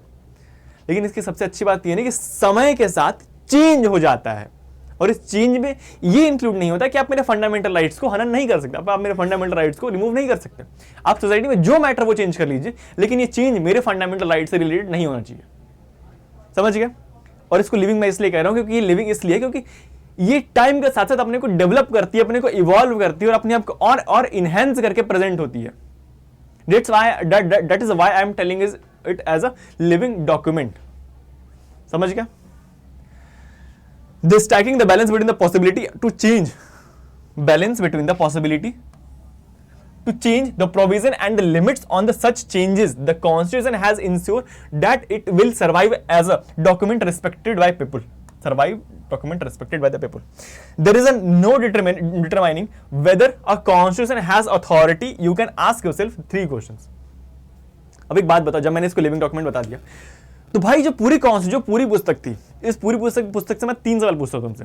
तो first is where the people who enacted the constitution credible, यानी जिन व्यक्तियों ने इस पूरे पुस्तक में लिखे लॉज को इनेक्ट किया, क्या वो क्रेडिबल थे? या फिर मैं कहता हूं secondly, did the constitution ensure that powers was intelligently organised so that it was not easy for the any group to subvert the constitution? Is the constitution the locus of people hope and aspirations? क्या जो constitution है वो लोगों के hope और inspiration का locus है, centre point है? ऐसा होता तो हाँ ठीक है, बहुत अच्छी बात होती। क्या है कि नहीं है? मैं ये सवाल तुमसे पूछ रहा हूं, बताओ। अपना कलम और कॉपी निकालो और कॉपी में तीनों क्वेश्चन को नोट करो। क्या करो? नोट करो। देखो नीचे लिखा हुआ है, समझे? इन तीनों क्वेश्चंस को नोट करो। क्या लिखा हुआ? The thing is where the people who enacted the constitution were credible. Secondly, did the constitution ensure that the power was intelligently organised so that it was easy to any group to subvert the constitution? Is a constitution the locus of people of hope and aspiration? क्या इसको कोई over part कर सकता है? लेकिन मैं कहता हूं कि हाँ मुझे जो मन करेगा वो मैं नियम बना दूंगा, नहीं बना पाऊंगा। That is why it is not subvert. समझ गए इस बात को? आगे देखते हैं बेटा, पहुंचते हैं हमारी पुस्तक पे। और पुस्तक पे क्या लिखा हुआ है? पुस्तक पे भी ये 3 सवाल लिखे हुए हैं। and then these 3 questions are, then 3 questions are, कहाँ पे लिखे हैं भाई? इसको ऊपर करो, यहाँ पे तीनों क्वेश्चन यहाँ पे लिखे होंगे, देखो। Were the people who enacted the constitution credible? This question will be answered in the remaining part of the chapter. इसका मैं आंसर आगे कर रहे होंगे, ठीक है? वैसे मैंने ओवर मार्क कर दिया भाई, इस बात का ध्यान रखना, ठीक है? दिख रहा है कि नहीं दिख रहा है? ये बहुत ज्यादा लाल हो जा रहा है। गाना सुना है, रंग लाल लाल, वैसे ही देखो। Secondly, did the constitution ensure that power was intelligently organized so that it was not easy any group to subvert the constitution? And the most important, does the constitution give everyone some reason to go along with it? Most of the book is about this question. क्या constitution आपको ये reason दे पाती है कि आप मेरे साथ चल पाइए, आप मेरे को फॉलो कर पाइए? 3 सवाल, और 3 सवाल पूरे चैप्टर आपके डिपेंडेंट है। समझ गए? तो सबसे पहले सवाल ये देखते हैं कि जो हमारा कॉन्स्टिट्यूशन था वो कॉन्स्टिट्यूशन को बनाया किसने था? लेकिन अगर कोई व्यक्ति इस कॉन्स्टिट्यूशन को बना रहा है तो क्या वो इतना क्रेडिबल है, इतनी अथॉरिटी होल्ड करता है कि हाँ वो कॉन्स्टिट्यूशन को बना सकता है? ललन बेटा तू बता। अगर तेरे को मैं एक बात बताऊं कि देख, कुछ लोग हैं जो रूल बुक बना रहे हैं और वो जो रूल बुक बना रहे हैं वो लोग इतने अथॉरिटेटिव हैं। सर आप तो पहले इतने बड़े बड़े शब्द फेंक रहे हो, कह रहे हैं। अरे बेटा सिंपल भाषा में ये बताया कि जो लोग नियम बना रहे हैं ना वो लोग नियम बनाने वाले क्या इतने अच्छे हैं कि नियम बना पाए, इतने समझदार हैं? बोल, आप लोग बताइए। इसके लिए पहुंचते हैं इसके अगले टॉपिक पे। And then second topic was, यहां पे मैं एक स्लाइड ऐड करूं, मैं पूछता हूं ये जो कॉन्स्टिट्यूशन इसको बनाया किसने? Is the people are credible? अब बात आती है क्रेडिबिलिटी की। यहाँ पे पुस्तक का नाम था कॉन्स्टिट्यूशन, द पुस्तक name was constitution.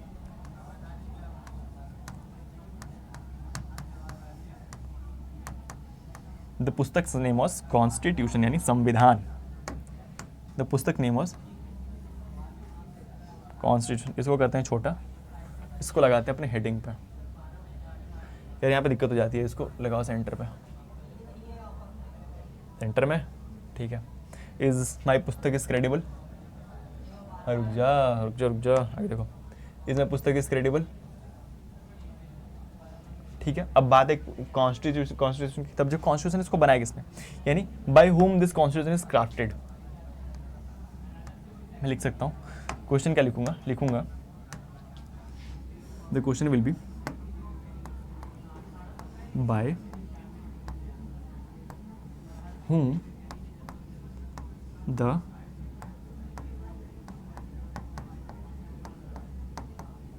constitution is crafted, यानी वो कौन लोग होंगे जो इस पूरे कॉन्स्टिट्यूशन को बना रहे होंगे, यानी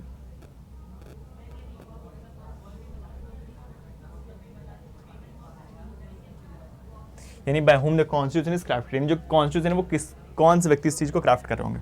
समझ गया? रुकिए उसको थोड़ा और ऊपर करते हैं। समझ गए इस बात को? अब कौन बना रहा होगा इस पूरे कॉन्स्टिट्यूशन को? कॉन्स्टिट्यूशन को बनाने वाला जो व्यक्ति होगा वो व्यक्ति नहीं होगी, वो पूरी असेंबली होगी, and that assembly is known as, let us say assembly is known as constituent assembly.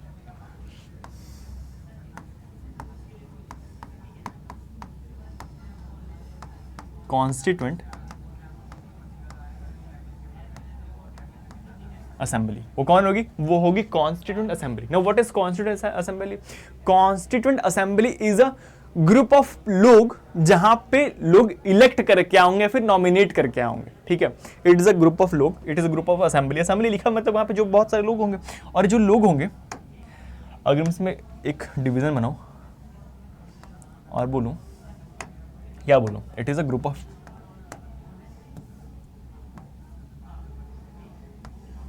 It is a group of, it is a group of leaders. Leaders कौन और लीडर्स कहां से आ रहे होंगे? दीज लीडर वर इलेक्टेड और nominated, यानी जो leaders होंगे ये इलेक्टेड होंगे फिर नॉमिनेटेड होंगे। ये बात भी बहुत बड़ा है, तो मैं ये कह सकता हूं ना कि दीज लीडर वर इलेक्टेड और नॉमिनेटेड। दूसरा कलर यूज किए रहते हैं, दीज लीडर्स आर इलेक्टेड और नॉमिनेटेड, यानी जो लीडर्स होंगे ये इलेक्टेड भी होंगे और these leader were elected and nominated. क्या होंगे? यहां पर लिखते हैं इलेक्टेड और फिर उसको वहां किसका देंगे, इलेक्टेड भी होंगे, और इलेक्टेड होने के साथ साथ क्या होंगे?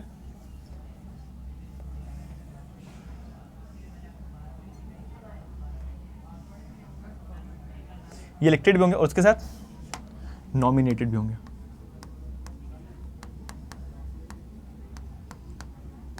इलेक्टेड के साथ साथ क्या होंगे बेटा? इलेक्टेड के साथ साथ नॉमिनेटेड भी होंगे। और इलेक्टेड कहां से होंगे, नॉमिनेटेड कहां से? ये भी बात मैटर करती है, यानी ये कहां से इलेक्टेड और कहां से नॉमिनेटेड होंगे ये भी मैटर करता है। अब जब बात आती है इलेक्टेड और नॉमिनेटेड होने की, मैं थोड़ा सा और छोटा करता हूं, दिख रहा है तुम लोगों को? दिख रहा है? बड़ा कर दो।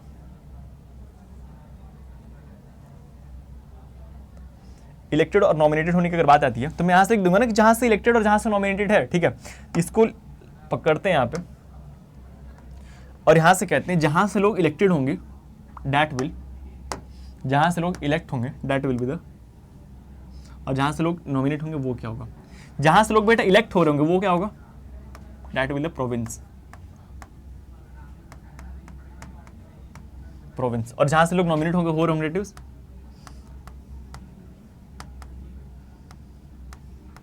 Princely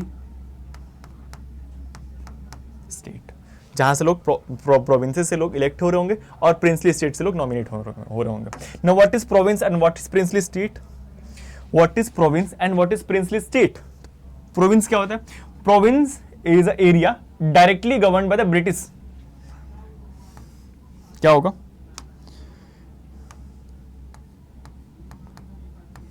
area directly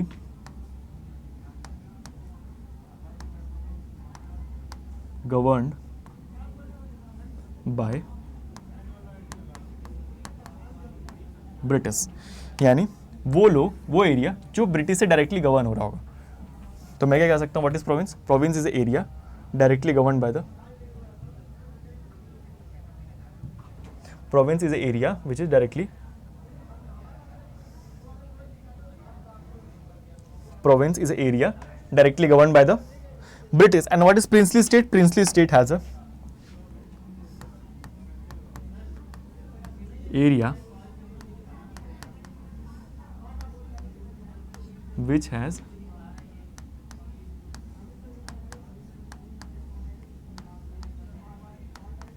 independent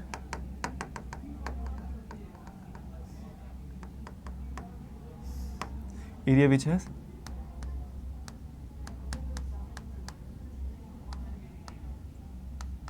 independent king, यानी कि ऐसा देश जहां पे इंडिपेंडेंट राजा होगा। क्या होगा? इंडिपेंडेंट क्या होगा बेटा? इंडिपेंडेंट राजा होगा, यानी area which has independent king. समझ गए इस बात को?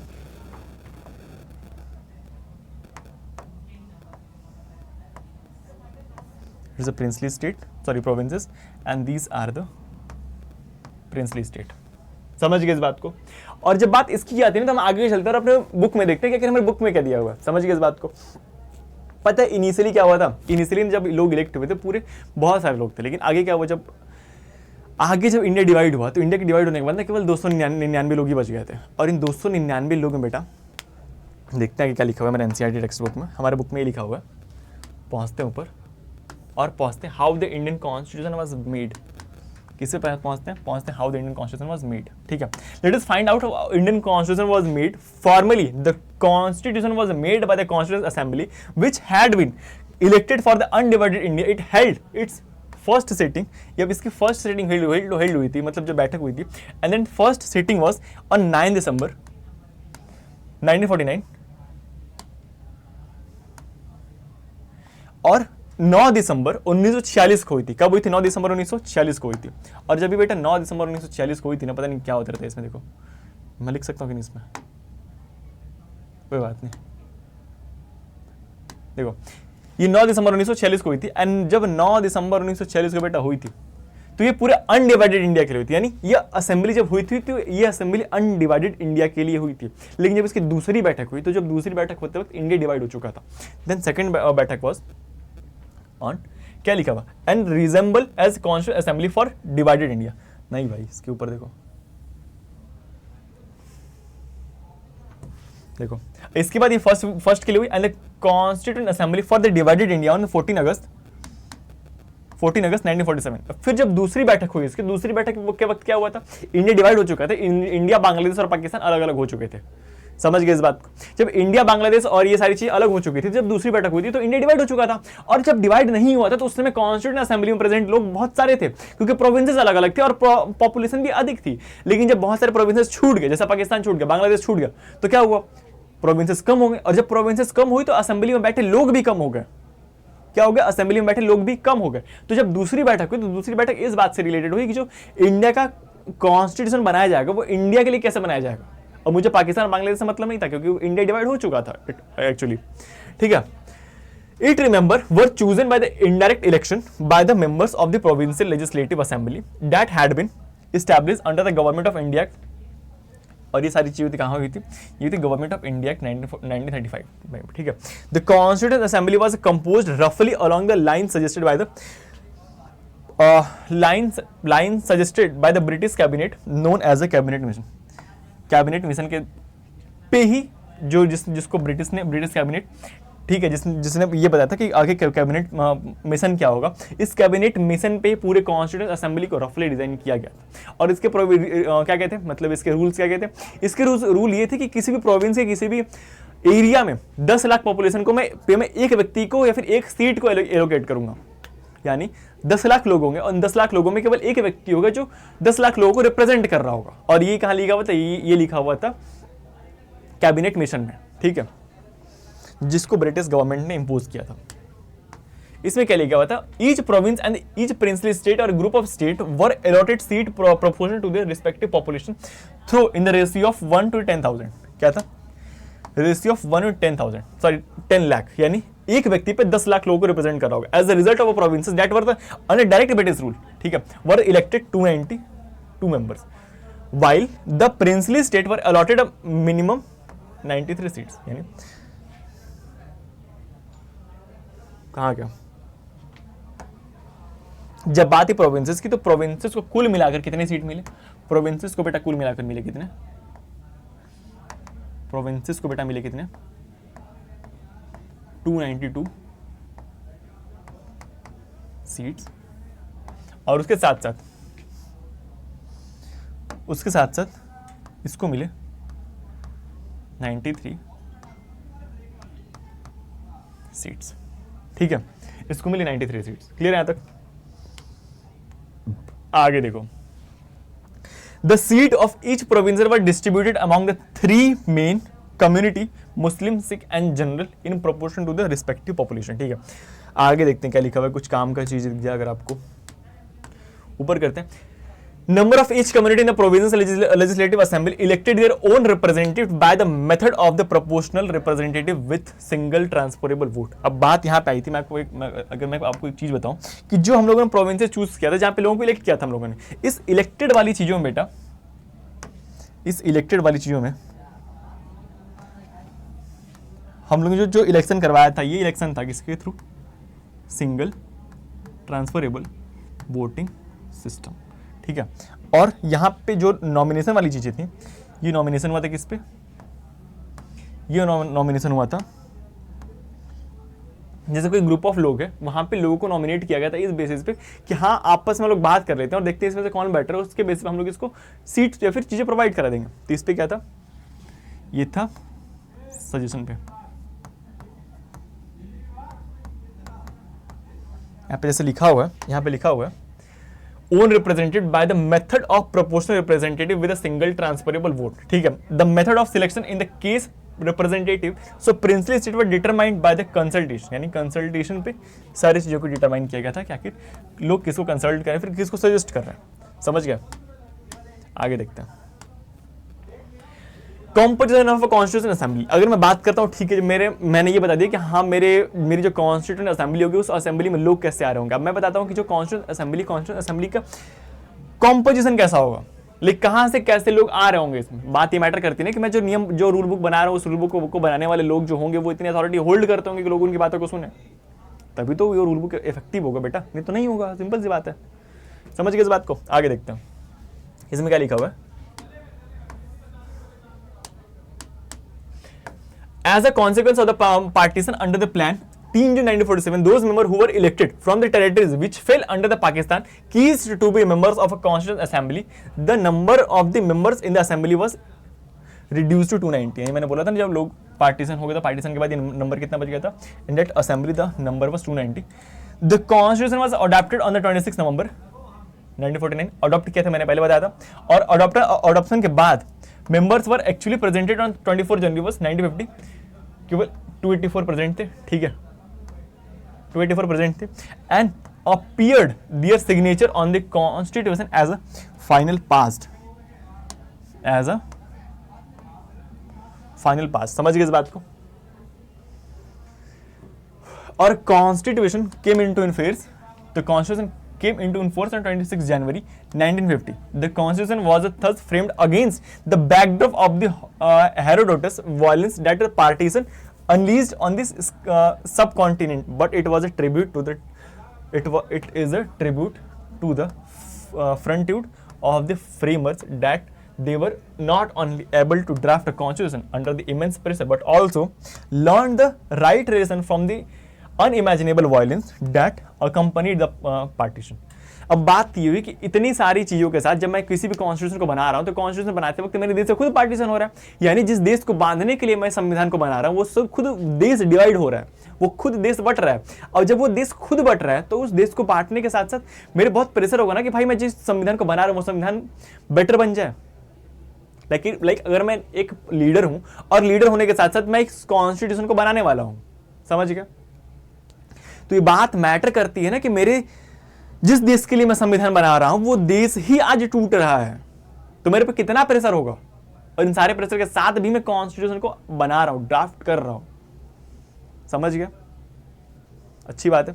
आगे देखो, ये लिखा हुआ है इसमें, और यहाँ पे ये लिखा हुआ है, मैंने बताया था नहीं, कुछ लोग होते हैं जो डेट में कंफ्यूज होते हैं, इस बात का याद रखें। 24 जनवरी, ठीक है, 1950 और 26 जनवरी 1950, उसके साथ साथ एक डेट था, and that date was 26 November 1949। ठीक है, जहाँ पे ये अडॉप्ट किया गया था। अडॉप्शन के बाद कब रिलीज हुआ? Assembly that drafted the constitution such touches upon only the surface of how the constitution was made, although the member of the assembly were not elected by the universal suffrage. यहां पे एक बात आती है, the thing is, but this account of the composition of the Constitution Assembly that drafted the Constitution touch upon only the surface of how our Constitution was made, although the member of the Assembly was not elected by the universal suffrage. There was a serious attempt to make the Assembly a respective body. Member of all the religion were given representative under the scheme description above. The addition, the Assembly had 28 members for the scheduled caste. The Assembly had 28 members from the scheduled caste.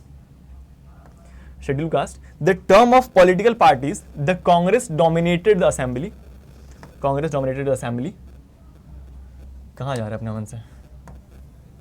The Assembly occupying as many as 82% of the seats in the Assembly after the partition. The Congress itself was such a diverse party that is managed to accommodate almost all seats of the option with it. अब बात बेटा यहाँ पे कि ठीक है मैं constitution को बना रहा हूँ, तो कॉन्स्टिट्यूशन बनाते वक्त इस बात का ये ख्याल रखना होगा कि ठीक है ये जो कॉन्स्टिट्यूशन बन गई, ठीक है, लेकिन इस कॉन्स्टिट्यूशन को बनाने के लिए जो लोग आ रहे हैं, ये लोग यूनिवर्स एडेड फ्रेंचाइजी से इलेक्टेड नहीं है, लाइक मैंने इन्हें वोट देकर इलेक्ट नहीं किया है, तो इस पे सबका एक मत होना बहुत जरूरी है। इसलिए यहाँ पे शेड्यूल कास्ट को भी 28 सीट्स दी गई थी, ठीक है, और उसके साथ 82% की जो कवरेज थी वो प्रॉपर कांग्रेस होल्ड करती थी। समझ गया? आगे देखो, द प्रिंसिपल ऑफ डेलिब्रेशन, ठीक है, मैं इसको डेलिब्रेट कैसे कर रहा हूँ, लिखा the authority of the constitution assembly does not come only from the factor that it was broadly though not perfect representative, it came from the procedure it adopted to frame. क्या लिखा हुआ है? Representative it, अरे यार, it came from the procedure it adopted to frame the constitution and the value it member brought to the deliberation। यानी जो लोग इसको ड्राफ्ट कर रहे थे वो लोग इतनी वैल्यू होल्ड करते थे। while in any assembly that claims to be representative, it is desirable that diverse section of the society participant, it is equally important that they participated not only as a representative but their own identity or community।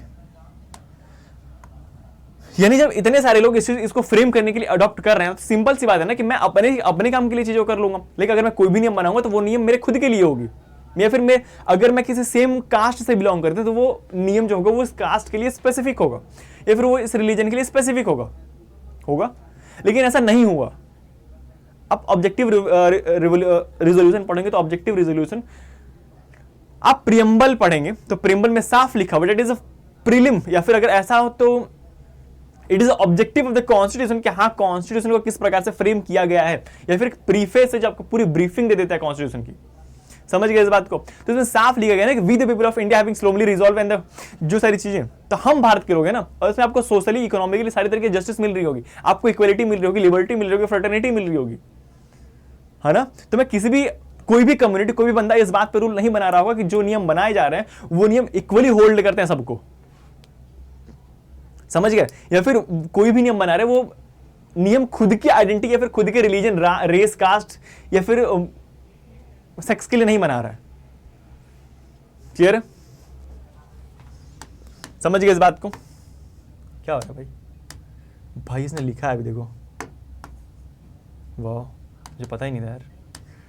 आगे देखो, each member deliberate upon the constitution with the interest of whole nation. इसमें जो लोग भी अपना योगदान दे रहे थे, each member deliberated upon the constitution with the interest of whole nation in mind. सब लोग अपने देश को सेंटर रख के सारी चीजों को डेलिब्रेट कर रहे थे। समझ गया?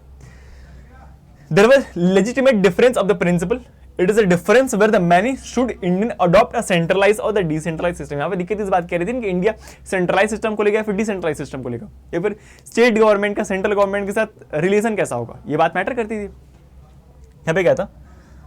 यहाँ पे था difference are many schedule India adopted a centralize और अ डिसेंट्रलाइज सिस्टम। ठीक है, of government, what should be the relation between the state and the center? State और सेंटर के बीच का रिलेशन कैसा होगा? What should be the power of the judiciary? Judiciary की power क्या होगी? ये सारी चीजें मैटर करती थी. Should the constitution protected property right? क्या कॉन्स्टिट्यूशन को प्रॉपर्टी राइट प्रोटेक्ट करना है?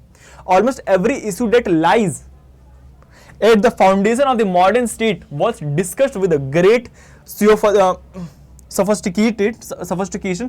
Only one provisions of the constitution was passed without virtual any debate and then introduced universal suffrage. इन सारी चीजों में बहस तो हो रही थी कि हाँ जो पावर होगा वो सेंट्रलाइज होगा, डिसेंट्रलाइज होगा, स्टेट और गवर्नमेंट के साथ, स्टेट का सेंट्रल गवर्नमेंट के साथ रिलेशन कैसा होगा, ये सारी चीज डिस्कस हो रही थी, बहुत डिबेट हो रही थी. लेकिन एक चीज थी जो बिना किसी डिबेट के पास हो गई थी, and that thing was universal suffrage, universal adult franchise. क्या हाँ देश में आप किसी भी रेस, रिलीजन, कास्ट, धर्म किसी भी जगह से आप आ रहे होंगे, आप अगर 18 साल से प्लस हैं तो आपको इस देश में वोट देने का अधिकार है. और ये बिना किसी डिबेट के पास हो गया था. समझ गए इस बात को? बेटा लल्लन जग रहे हो कि सो गए हो? लिखा गया यूनिवर्सल सफरेज मीनिंग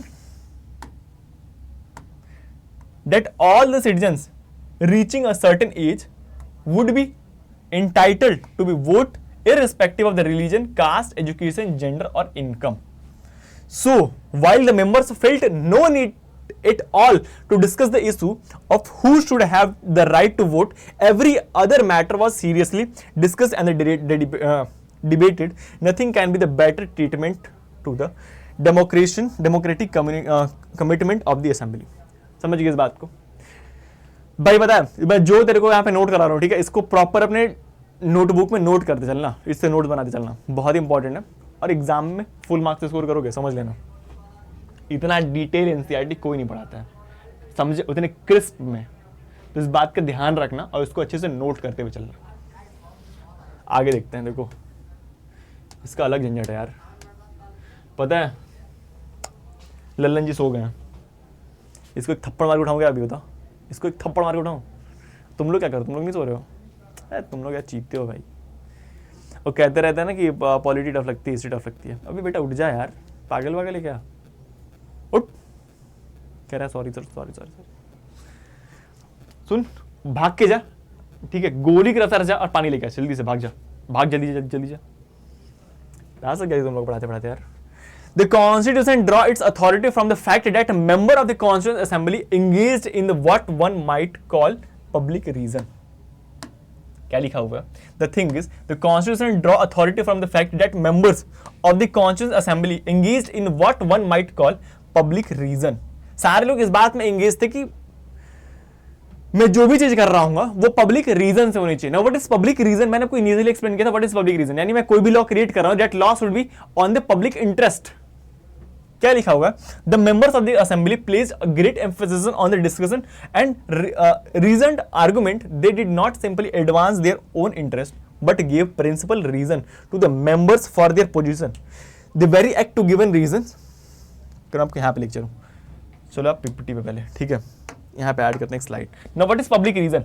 बताओ, what is public reason? What is public reason? Public reason क्या होता है? दिख रहा है? ये नहीं दिख रहा. What is public reason? थोड़ा बड़ा लिखता है.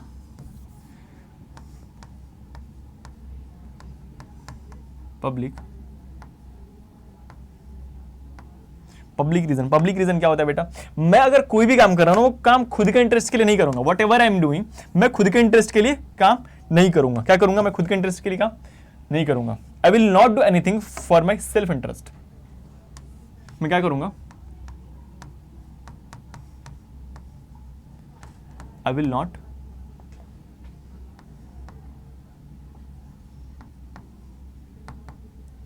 do anything for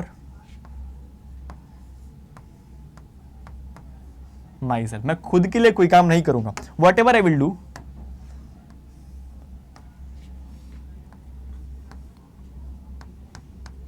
whatever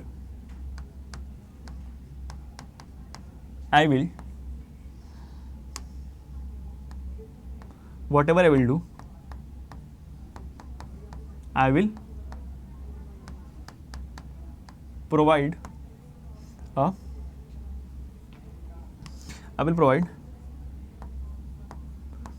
a set of reasons for what I am doing। मैं सबके लिए basic set of reason provide करूंगा कि मैं जो भी काम कर रहा हूं वो क्यों कर रहा हूं, ठीक है। इसके पीछे कि मेरा वाई क्लियर होना चाहिए, like why I am doing it. और इसके साथ साथ मैं एक्सप्लेन करूंगा दूसरों को कि मैं ये चीज जो इंप्लीमेंट करना चाहता हूं, मैं इस चीज को क्यों इंप्लीमेंट करना चाहता हूं। समझ गए इस बात को? आगे देखो, ये लिखा हुआ discuss and the reason argument, speak reason discuss reason argument, ठीक है। समझ गए इस बात को? आगे देखो, what is the meaning of public reason, समझ में आया। अब बात है प्रोसीजर की। The importance of the public reason was emphasized in the मंडन procedure of the assembly as well. The constituent assembly had 8 major communities, इसमें 8 बहुत ही मेजर कम्युनिटी थे, and that major communities were, constitution को बनाने वाले जो लोग थे इसमें 8 बहुत ही मेजर लोग थे, and these 8 major peoples were, मैं यहाँ पे लेके आऊँ, लिखूँ,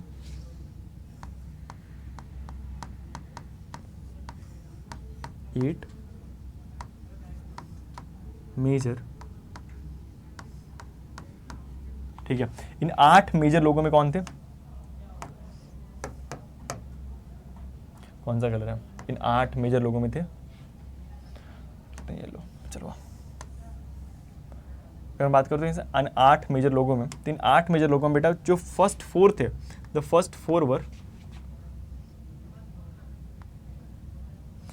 4 were Jawaharlal Nehru, Hoover,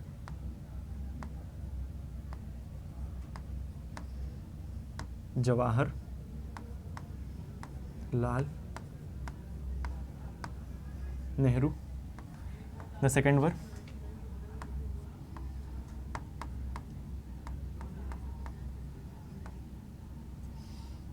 B R Ambedkar. The third one is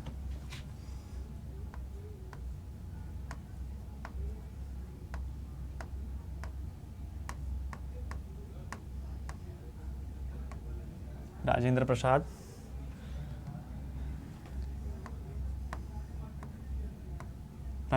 and the fourth one is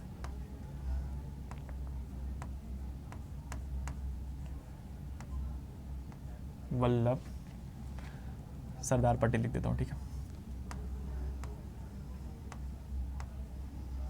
Sardar Patel. Clear है? ये 4 लोग बहुत ही मेजर रोल प्ले कर रहे थे इसमें। These 4 were playing a very crucial role while making the constitution in constitution assembly. ये 4 लोग बहुत ही मेजर रोल प्ले कर रहे थे, and these 4 peoples were doctor Bhimrao Ambedkar, Sardar Vallabh Bhai Patel and Rajendra Prasad and जब पंडित जवाहरलाल नेहरू। समझ गए इस बात को? क्लियर है? कोई डाउट? आगे देखो, चलते हैं कहाँ पे, चलते हैं अपने बुक एनसीईआरटी पे, ठीक है। इससे बात ये हुई थी बेटा, जिन देखो यहाँ पे दिया हुआ है, क्या दिया हुआ है, यहाँ पे दिया हुआ है 4 major community, and that was Nehru, Jawaharlal Nehru, Rajendra Prasad ji थे, सरदार वल्लभ भाई पटेल थे, और भीमराव अंबेडकर जी थे। Chaired this community, these were not men who agreed with each of other on many things. Ambedkar had been, पता है लोग बहुत, मतलब ऐसा नहीं था कि ये जो 4 मेन पीरियड थे लोग बहुत अग्री करते थे खुद से। इन्होंने एक ग्रुप में 4 लोग हैं, 4 लोग खुद से बहुत अग्री करते हैं, ऐसा कुछ नहीं था। इन 4 लोगों में बहुत कॉन्फ्लिक्ट होता था। अगर मैं बात करूं महात्मा गांधी की और भीमराव अम्बेडकर की, तो महात्मा गांधी भीमराव अम्बेडकर और कांग्रेस से बहुत बनती नहीं थी, क्योंकि भीमराव अम्बेडकर को ऐसा लगता था ना कि जो महात्मा गांधी है और जो कांग्रेस है वो शेड्यूल कास्ट के लिए कोई काम नहीं करती है, इसलिए इनमें कॉन्फ्लिक्ट भी बहुत ज्यादा रहती थी, ठीक है। ये लोग इजीली अग्री नहीं करते थे एक दूसरे पे। समझ गए इस बात को? आगे देखो, assembly usually an attempt was made to reach a consequence with the belief that provisions agreed to by all would not be determined to any particular interest। बहुत इंपॉर्टेंट लाइन है जहां पे लिखा हुआ है usually an attempt was made to reach a consequence with the belief that provisions agreed to by all would not be discriminated to any particular interest। Some of provisions were subjected to the vote, but in each instance, every single argument, query or concern was responded to with a great care. होता क्या था कि अगर कोई व्यक्ति आपके पास कोई rule present कर रहा है तो रूल को अच्छे से डिस्कस किया जाता है, ठीक है, उसके पास पहले वोटिंग की जाती थी, आपस में सलाह किया जाता था कि क्या ये जो रूल लाने के लिए कहा जा रहा है या फिर ये जो चीज इंप्लीमेंट करने की बात की जा रही है हमारे कॉन्स्टिट्यूशन में इंप्लीमेंट करने लायक है भी कि नहीं है, इस बात पे बहुत डिबेट होता था। उसके बाद वोटिंग होती थी और वोटिंग के बाद एक वोट के बाद एक जब पॉजिटिव रिजल्ट आता था, लोग आपस में डिबेट करते थे, क्वेश्चन करते थे कि हाँ जो अब जो ये इंप्लीमेंट कर रहे हो ये इंप्लीमेंट करने लायक है क्या, या फिर ये पब्लिक रीजन को किस प्रकार से सपोर्ट करता है। इन सारी बातों का ध्यान रखा जाता था और इन ध्यान रखने के बाद जब लोग डिबेट करके वोट करके एक पॉइंट पे पहुंचते थे कि हाँ ये जो आपने रूल लाया था ये रूल एक्चुअली में बहुत परफेक्ट है लोगों के लिए, तब एक ऐसा रीजन बन पाता था ना कि हाँ सब लोगों ने अगर मिलकर इसको सपोर्ट किया तो इट मे की जो मैंने रीजन बनाया है, जो मैंने लॉ बनाया है, ये लॉ पब्लिक इंटरेस्ट से होगी, किसी एक व्यक्ति के इंटरेस्ट से नहीं होगी। वही लिखा हुआ है यहां पे, it will particular interest, it would not be determined to any particular interest, ये पर्टिकुलर इंटरेस्ट से होगी ही नहीं। समझ गए? Inherit of the national movements. अब जब बात आती है इतने बड़े संविधान के बारे में, जब हम लोगों ने सब कुछ पढ़ लिया कि इसकी जरूरत क्या थी, कि संविधान है क्या, बनता कैसा, इसका प्रोसीजर क्या, सब कुछ हम लोगों ने इसका डिस्कस कर लिया। अब बात आती है इसने क्या इनहेरिट किया था, अपने नेशनल मूवमेंट्स थे। इसमें क्या लिखा हुआ है बेटा? इसमें लिखा हुआ है but no constitution is simply product of assembly, is not a simple procedure of assembly that provided. एक असेंबली इस पूरे कॉन्स्टिट्यूशन को प्रोवाइड नहीं करा सकती है कि हाँ इसने असेंबली ने लिया और रूल बुक दे दिया, जब तक इसकी जरूरत समझ नहीं आई होती। अगर हमें पता नहीं होता कि हाँ हमें आज़ादी जैसी कुछ चीज़ चाहिए होती है, तब तक मैं क्यों इसके लिए लड़ाई करता?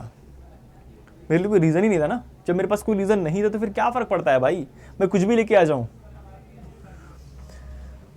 An assembly as diverse as the Constituent Assembly of India, an assembly as diverse as the Constituent Assembly of India could not have the functional if there was no background consequences on the main principle the Constitution should enshrine. These principles were forgot during the long struggle for the freedom. क्या लिखा था?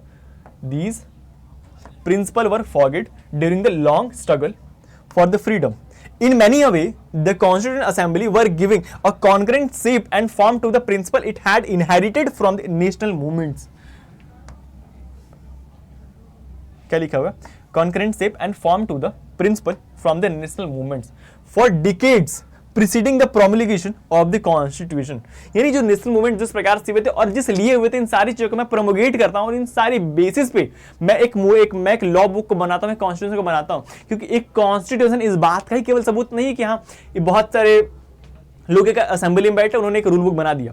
अगर मुझे उस rule book की जरूरत होती नहीं तो फिर मैं बनाता ही क्यों? मुझे इस बात की भनक है ना कि हाँ अगर मैं कुछ तीखा खा रहा हूं तो मुझे मीठा चाहिए होगा, अगर मैं कुछ तीखा खा रहा हूं तो मुझे मीठा चाहिए होगा।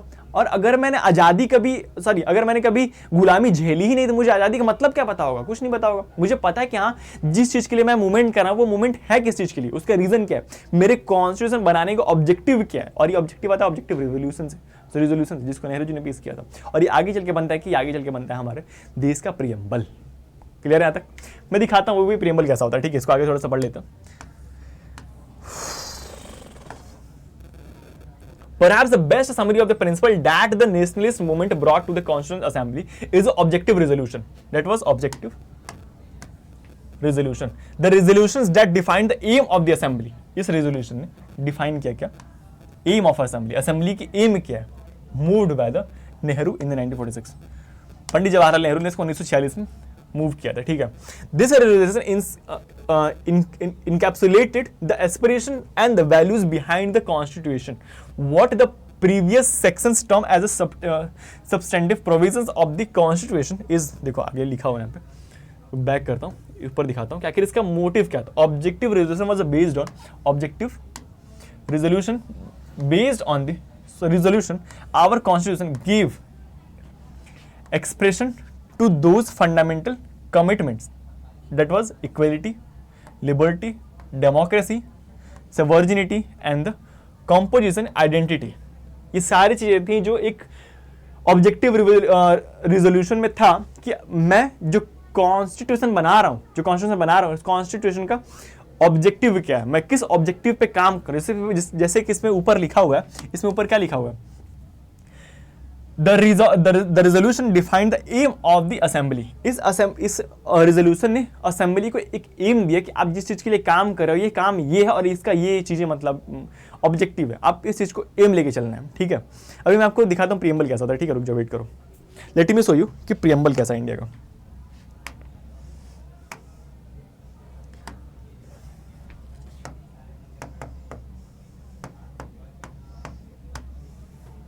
प्रियम्बल ऑफ इंडियन कॉन्स्टिट्यूशन में इमेज में आते हैं कुछ, देख जा, जैसे पे लिखा हुआ है ये प्रियम्बल, यहाँ पे लिखा ना, we the people of India having solemnly resolve in the constitution constitute India into sovereign socially secular and democratic republic. मतलब ये एक ओवरव्यू है कि जो हमारा संविधान होगा वो संविधान का ऑब्जेक्टिव क्या होगा, या फिर जो मेरा संविधान है वो किस चीज के पे बेस्ड है, वही लिखा हुआ है। यानी हम भारत के लोग, we the people of India, not me, we the people of India having solemnly resolve and the having solemnly resolve to constitute India into a sovereign होनी चाहिए, सोशलिस्ट होनी चाहिए, सेक्युलर होनी चाहिए, डेमोक्रेटिक होनी चाहिए एंड रिपब्लिक होनी चाहिए, and to secure to all its citizens justice होनी चाहिए, और justice on the basis of social, economic and political. उसके साथ साथ लिबर्टी होनी चाहिए of thought, expression, believe, faith and worship. इन सारी चीजों की लिबर्टी, इन सारी चीजों की जस्टिस होनी चाहिए, इक्वलिटी होनी चाहिए ऑफ स्टेटस एंड क्या कहते हैं opportunity and the promote among all them. Fraternity होनी चाहिए, assuming the dignity of the individual and the unity and integrity of the nation. In our constituent assembly the 26th day of November 1949 do hereby adopted, enacted and give to the ourselves the constitution। ये पूरा preamble था और यही objective as a objective resolution हमारे पूरे constitution में constituent assembly में पेश किया गया था, जिससे हमें ये पता चल गया था कि जो रूल बुक हम बना रहे हैं उस रूल बुक का ऑब्जेक्टिव क्या है। And that was the reason, that was the inheritance of the national movement in the Indian constitution. समझ गए इस बात को? तो बेटा आज हम लोग ये चल रहे थे हम इस पूरे वन शॉट को, और जहां पे हमने पूरे एनसीईआरटी को कवर कर दिया लाइन बाय लाइन, ठीक है, वही बहुत इंटरेस्टिंग टॉपिक है बेटा, ठीक है। लल्लन जी क्या कर रहे हैं आप, समझ में आया आपको? बेटा रोज आया करो, समझे, रोज आया करो, रोज आओगे रोज समझ में आएगा, ठीक है। शाम 7 बजे मिलते रहोगे डेली, तो मैं आपके लिए लेके आता रहूंगा रोज एक नया कॉन्सेप्ट, एक नया चैप्टर, बहुत इंटरेस्टिंग वे में, ठीक है। तो आज के लिए बस इतना ही, मिलते हैं अगले लेक्चर में, तब तक के लिए ध्यान रखिए, पढ़ाई करते रहिए और मस्त रहो यार, क्या फालतू टेंशन करते रहते हो।